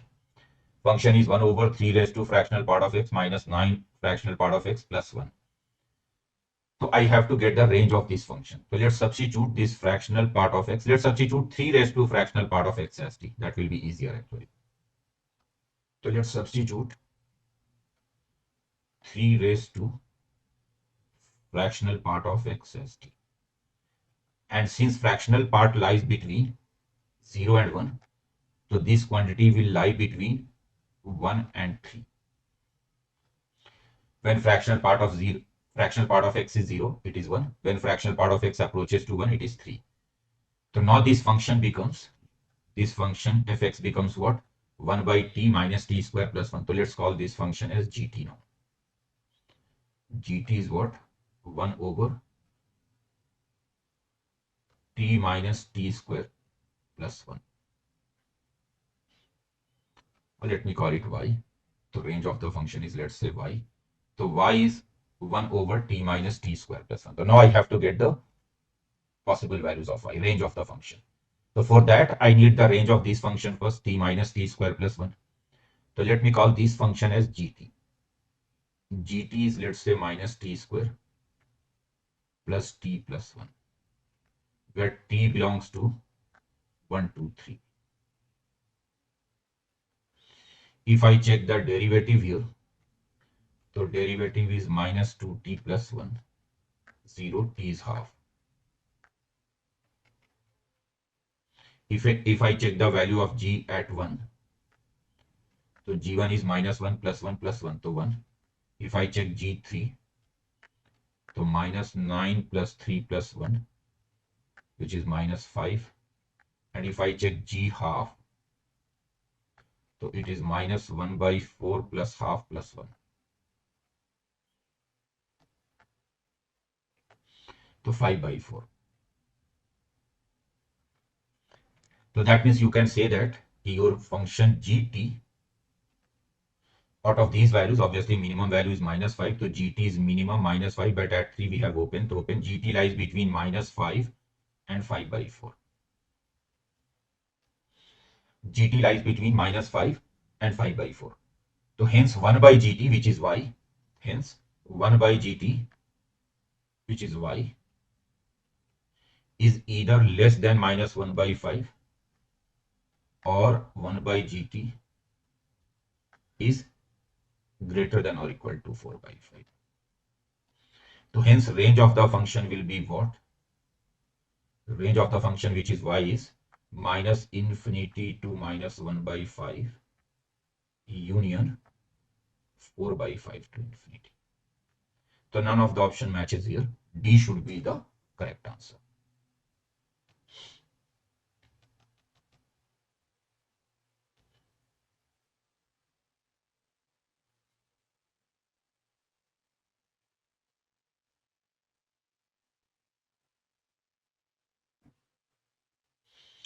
Let me check it again first. Maybe I'm doing some error. Let me check once again, because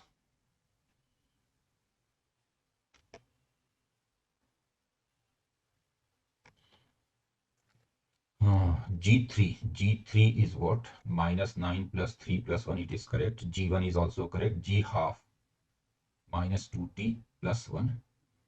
So it is half. G half will be minus 1 by 4 plus half plus 1. Half minus 1 by 4, 1 by 4. So 5 by 4, it is correct. And out of these values, 5 by 4 is obviously, so 5 by 4. So in fact, this will be correct answer.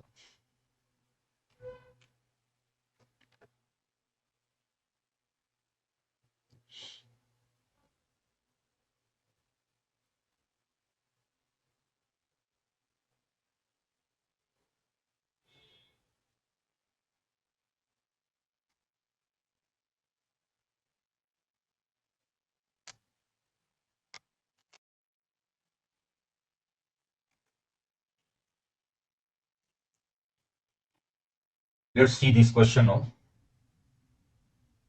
It is from trigonometric equations. And they are asking sum of all the solutions of this equation. Sum of all the solutions of this equation 8 cos x cos pi by 6 plus x cos pi by 6 minus x minus half is equal to 1 in the interval 0 to pi. And the sum is k pi, so what will be k? Sum of the solution is k pi, so what will be the value of k here? So basically you have to get the sum of solutions. But let's solve it. It is 8 cos x. If I use formula here, cos of a plus b, cos of a minus b, so cos of a plus b, cos of a minus b is cos square a minus sin square b. So it is cos square pi by 6 minus sin square x. And then minus half also. It is 1. Cos a plus b, cos a minus b, cos square a minus sin square b. So now it is 8 cos x. Cos 30 degrees root 3 by 2, so it is 3 by 4 here. So 3 by 4 and minus half. Cos 30 root 3 by 2, 3 by 4, 3 by 4 minus half. So that will be 1 by 4.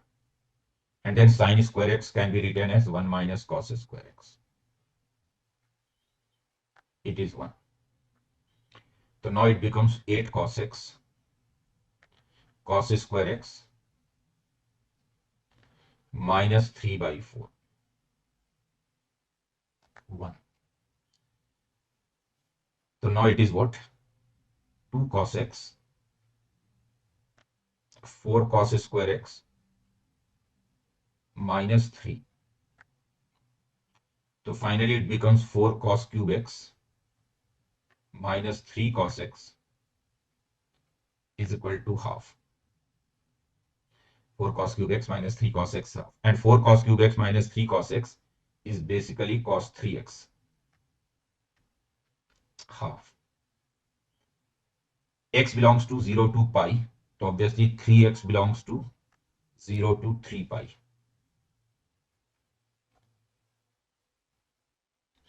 So cos 3x is half. So 3x can be pi by 3. Then 2 pi minus pi by 3. And then 2 pi plus pi by 3. So you will get 3 values in the interval 0 to 3 pi, where cos 3x is half. So this gives you x is equal to pi by 9. Here 3 minus 5 pi by 9. And 7 pi by 9.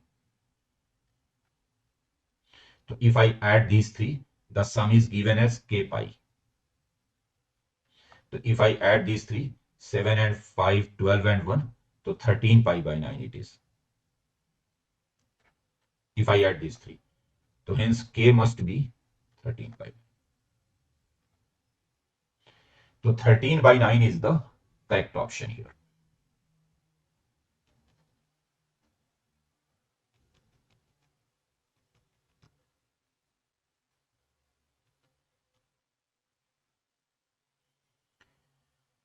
Let's see this question now. This is again from vectors.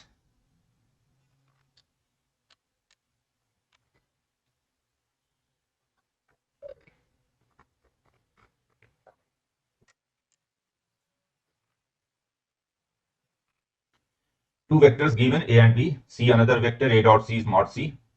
Mod c minus a is 2 root 2. Angle between a cross b and c is 30 degree. So what will be mod a cross b cross c? So mod a cross b cross c will be mod a cross b. Mod c sine 30 degree. So let's find mod c first. And see, mod c minus a is 2 root 2. So if I do squaring here, so mod c minus a square will be 8. And mod c minus a square is what? C square plus a square minus 2c dot a. This is 8. I don't know c square, so let's keep it as it is. A square I can find from here. A square is 4 plus 1 plus 4, which is 9. C dot a is also c, so it is 2c, 8. So it becomes c square minus 2c plus 1, 0. And this is a perfect square, c minus 1 whole square. So hence c will be 1. C is 1. Now I need a cross b also. So let's find a cross b now. Since A and B both are given to you, so you can find A cross B using determinant I, J, K. A is 2, 1, minus 2 and B is 1, 1, 0, right? A is 2, 1, minus 2, B is 1, 1, 0. So let's expand it. I will get here 0 plus 2, so 2i. Then I will get this one and this one disappears, 0 plus 2. So in fact minus 2j, 0 plus 2, yes. And k I will get 2 minus 1, 2 minus 1 plus k. So if you check mod A cross B, mod A cross B is 3. Now I need mod A cross B cross C.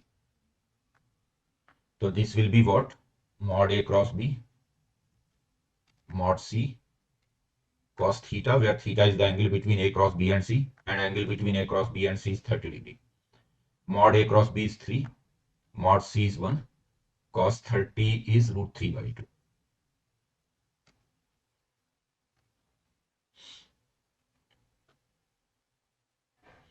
Oh, sorry, I've taken cross product, my bad, sin 30 degree, not cos 30 degree.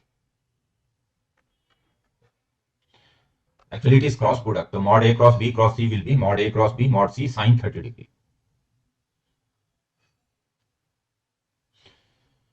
When you are taking the modulus of A cross B, so that will be mod A mod B sin theta. So similarly, modulus of A cross B cross C will be mod A cross B mod C sin 30 degree. Sin 30 degree is half. So this is 3 by 2. Means option B will be the correct option here, right?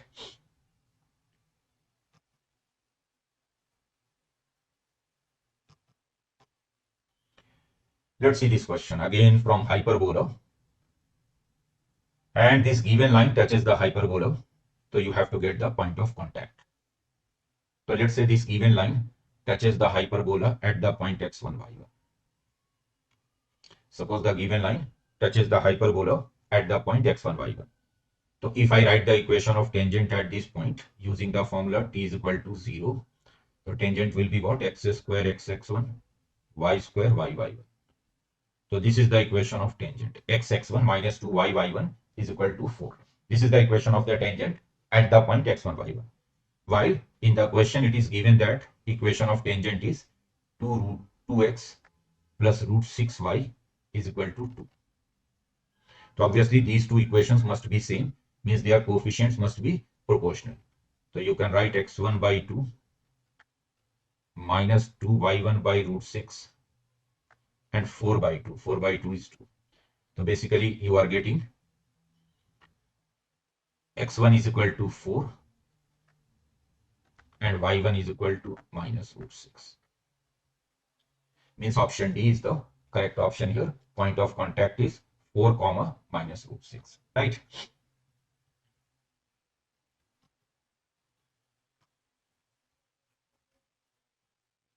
See this question. This is from matrix, simple matrix multiplication, a slightly lengthy question because you have to do the multiplication thing here, multiplication of matrix.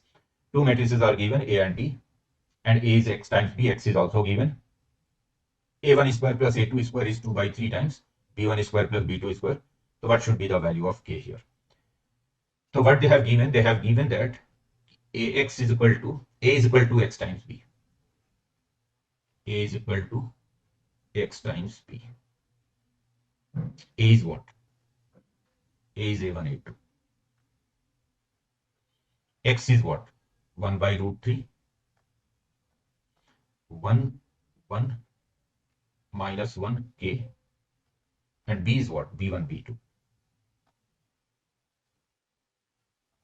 So if I multiply, I will get A1 is equal to, see here, first row, first column. So I will get A1 is equal to B1 minus B2 by root 3. And A2 is equal to, second row, first column, B1 plus KB2 by root 3.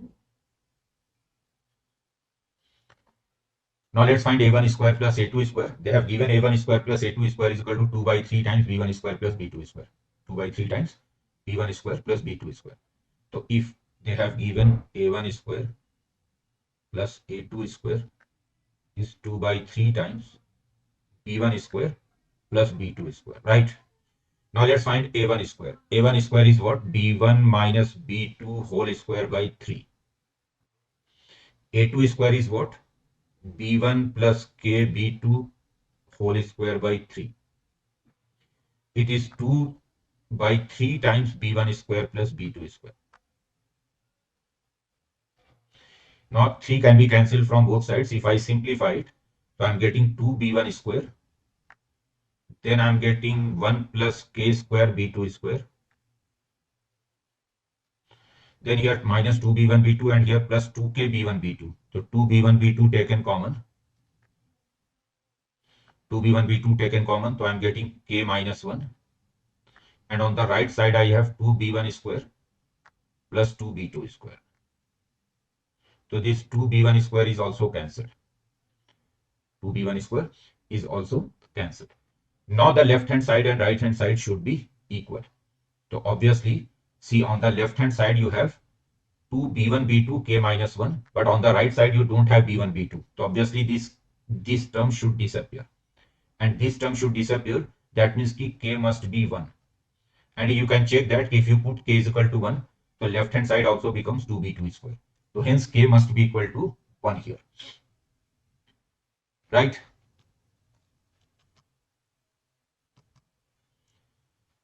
See this question, this is from binomial. So you know that if you have this summation K varying from 0 to n Ck minus x raised to k. K varying from 0 to n Ck minus x raised to k. So you can write it as 1 minus x raised to n. This is basically the general term of 1 minus x raised to n Ck minus x raised to k. So this question is based on this summation only. So A is what? A is sigma K varying from 0 to n Ck minus half raised to k. Then Ck minus 3 by 4 raised to k. Then Nck minus 7 by 8 raised to k. Then Nck minus 15 by 16 raised to k. And finally Nck 31 by 32 raised to k. Now just use this formula sigma Nck minus x raised to k 1 minus x raised to n. So this first summation is 1 minus half raised to n. This second summation is 1 minus 3 by 4 raised to n. Third one is 1 minus 7 by 8 raised to n. 1 minus 15 by 16 raised to n. And 1 minus 31 by 32 raised to n. And now it becomes a GP 1 by 2 raised to n plus 1 by 4 raised to n plus 1 by 8 raised to n plus 1 by 16 raised to n plus 1 by 32 raised to n. So you can see that basically it is a GP with first term 1 by 2 raised to n. Common ratio also 1 by 2 raised to n. And number of terms 5. So use GP formula here. Sum of GP. Sum of GP is A 1 minus r raised to n over 1 minus r. So A is 1 by 2 raised to n here. 1 minus r. R is also 1 by 2 raised to n whole raised to 5 over 1 minus r. 1 minus 1 by 2 raised to n. This is GP formula. This is A. If you simplify, so you will get 2 raised to n minus 1a is equal to 1 minus 1 by 2 raised to 5n. Just simplify, cross multiply, you will get this. 2 raised to n minus 1a, 1 minus 1 by 2 raised to 5n. And now you can see that you will get 1 by 2 raised to 30 here. You will get 1 by 2 raised to 30 here when n is 5. So n must be equal to 5. If you put n is equal to 5, so then it becomes 63a is equal to 1 minus 1 by 2 raised to.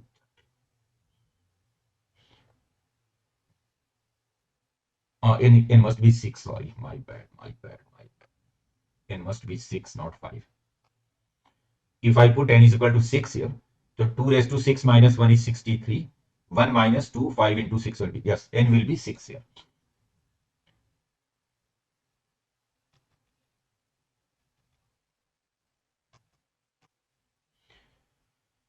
This question is from statistics and very lengthy question, very, very lengthy. So if you see this type of question in your paper, do not attempt the question initially. Just attempt when you have attempted all your questions and you are left with some time, you have some time, then only attempt this question. Even if you know how to solve this question, just ignore this question initially in the first round. First attempt only those questions which can be solved quickly. This question, even if you know the solution, is going to take a lot of time. And since it is going to take a lot of time, so it's not advisable to attempt it. Yes, attempt when you have attempted all your question and you are left with your time. So you are left with some time. Let's see this question, what they are saying. Two observations are given. First observation, number of items, number of observation is 10, mean is 2, variance is 2. And the second observation, number of observation is n, mean is 3, variance is 1. Now the combined set of these two observations is 17 by 9. So then what will be the value of n here? What will be the value of n here? So how will you do it? So see, let's consider this first observation.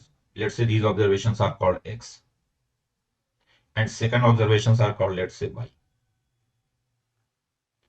Means in the first case, let's say I have 10 observations, x1, x2, x3 up to x10. And in the second observations, we have n observations, y1, y2, y3, yn. So in the first case, observation 1, number of observation is 10, mean is 2. So mean will be what? Mean will be sigma x over n is 10 here. So mean is what? Mean is 2. Sigma x over 10. So sigma x is 20 here. And variance will be what? Variance will be sigma x square by n is 10, minus square of the mean. This will be variance. Sigma x square by 10 minus square, and this variance is given as 2. Sigma x square by 10 and square of the mean is 4. So this gives you sigma x square is equal to what? It will be 60. So this is for the first observation. Sigma x is 20. Sigma x is 20 and sigma x square is 2 plus, yes, 4, 6, yes, 60. Similarly, let's check the second observations, y. So for y, mean is what? Sigma y over n. This mean is 3. So I got sigma y is equal to 3n. And variance is what? Variance is 1. So variance will be sigma y square by n minus y bar square. And this variance is given as 1. So I got sigma y square by n. Mean is what here? 3, so minus 9. 1. Sigma y square. So sigma y square by n. Mean is 3 here, so 3 square is 9. So I got sigma y square 10n.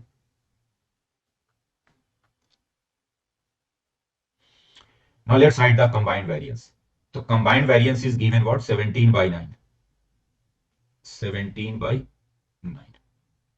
So this will be sigma x square plus y square by 10 plus n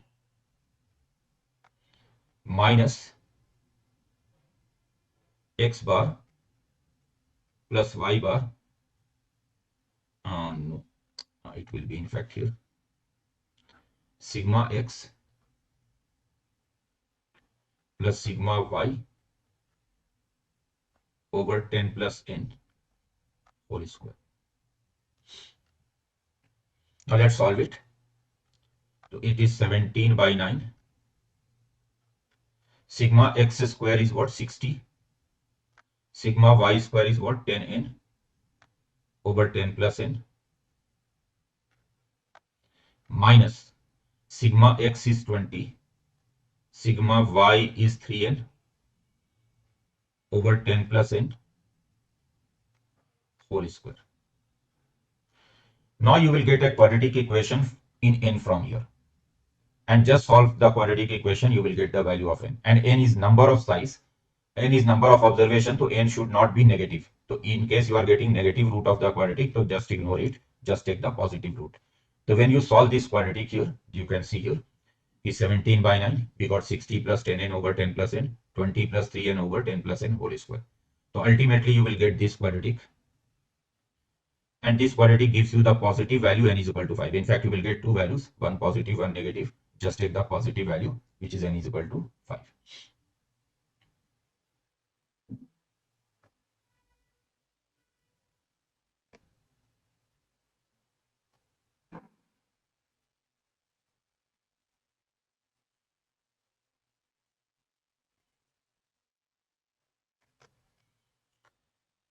See this question. This question is from continuity. You have to find g of f first. And they are saying that this function g of f is always continuous for all x.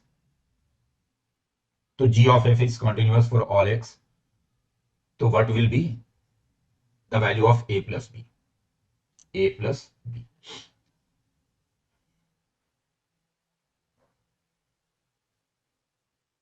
Right. So let's find g of fx first. G of fx.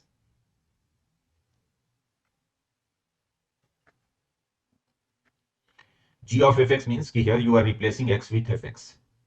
So that will be fx plus 1 when fx is less than 0. And fx minus 1 whole square plus b when fx is greater than or equal to 0. This is g of fx. So now g of fx is what?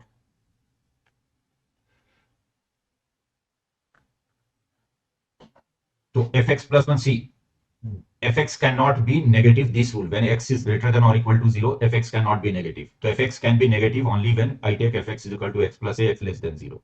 So just put fx is equal to x plus a here. So it becomes x plus a plus 1. And fx less than 0 means x plus a less than 0. X plus a less than 0 means x less than minus a. X plus a less than 0 means x less than minus a.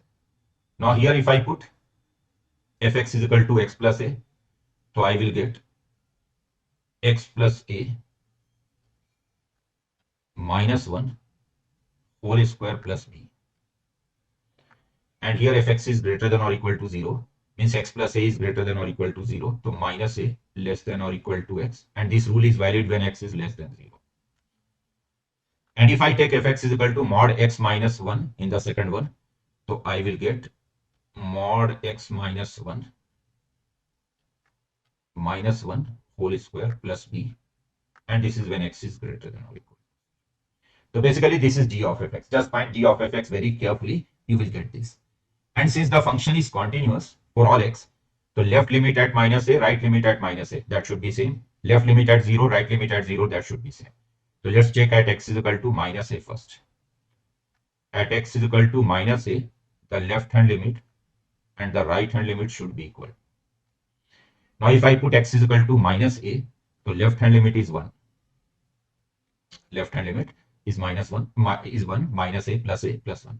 And right hand limit is what? The right hand limit is 1 plus b. So hence b is 0. Now let's check at x is equal to 0. So at x is equal to 0 also left hand limit and right hand limit should be equal. Now if I put x is equal to 0, so left hand limit is what? Left hand limit is a minus 1 whole square plus b. At x is equal to 0, left hand limit is a minus 1 whole square plus b from the second rule. And right hand limit if I put x is equal to 0 is b. Right hand limit at x is equal to 0 is b. 1 minus 1, 0 plus b. So you get A is equal to 1 from here. So hence A plus B is equal to 1. A is 1, B is 0. Right? So A plus B is 1. 1 is the correct answer here.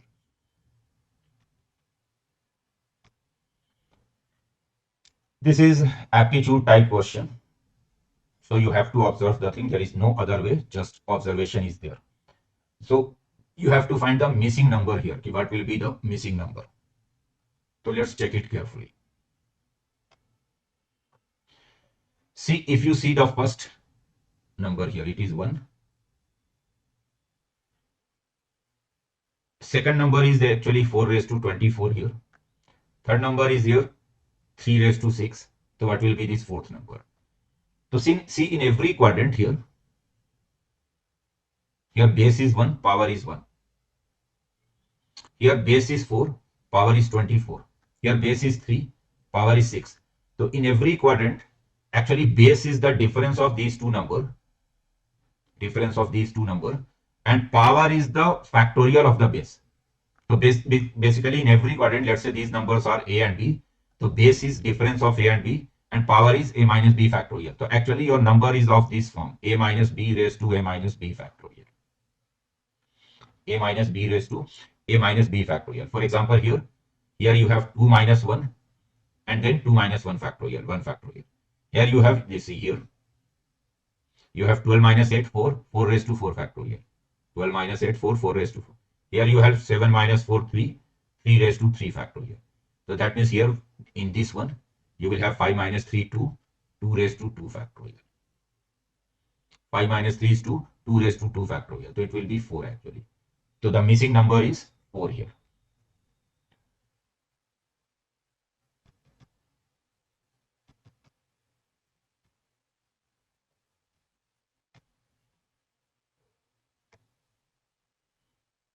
The correct answer is 4 here.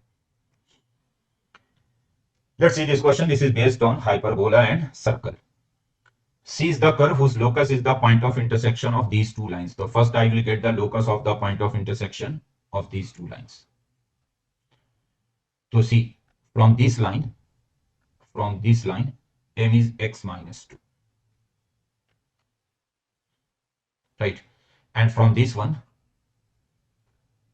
M is what? M is 4 over y plus 1. So if I eliminate M, I'm getting x minus 2 into y plus 1 is equal to 4. So the locus of the point of intersection of these two lines is basically a rectangular hyperbola. This is a rectangular hyperbola. And the center of this rectangular hyperbola, C be a curve whose locus is, so this is the curve C. This is the curve C, which is a rectangular hyperbola. Now this curve intersects the circle at 4 points PQRS. O is the center of the curve C. O is not origin here. They have just given a notation O. So O is the center of this curve. And center of this curve is 2, minus 1. Which is also the center of the circle. So center of the curve C and center of circle is same. Center of the curve C and center of the circle is same. Now these 4 points PQRS are intersection point of the curve and the circle. So obviously these 4 points PQRS are lying on the circle as well as on the hyperbola. These are point of intersection of the circle and the hyperbola. So PQRS, these 4 points are lying on this circle and also lying on the hyperbola. And O is the center. In fact, this is the common center of the circle and the rectangular hyperbola. So then they are asking OA square plus OP square plus OQ square plus OH. Means you have to find this OP square plus OQ square plus OR square plus OS square.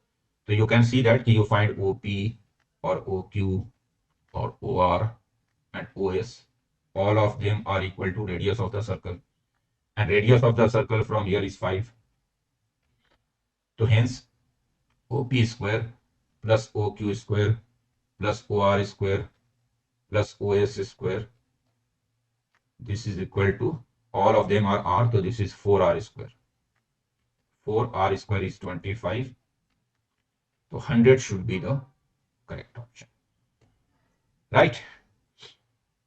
So 100 is correct option here.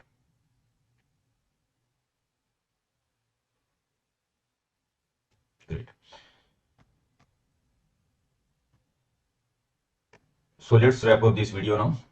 See you guys. See you next time. Bye bye. Take care. God bless you all.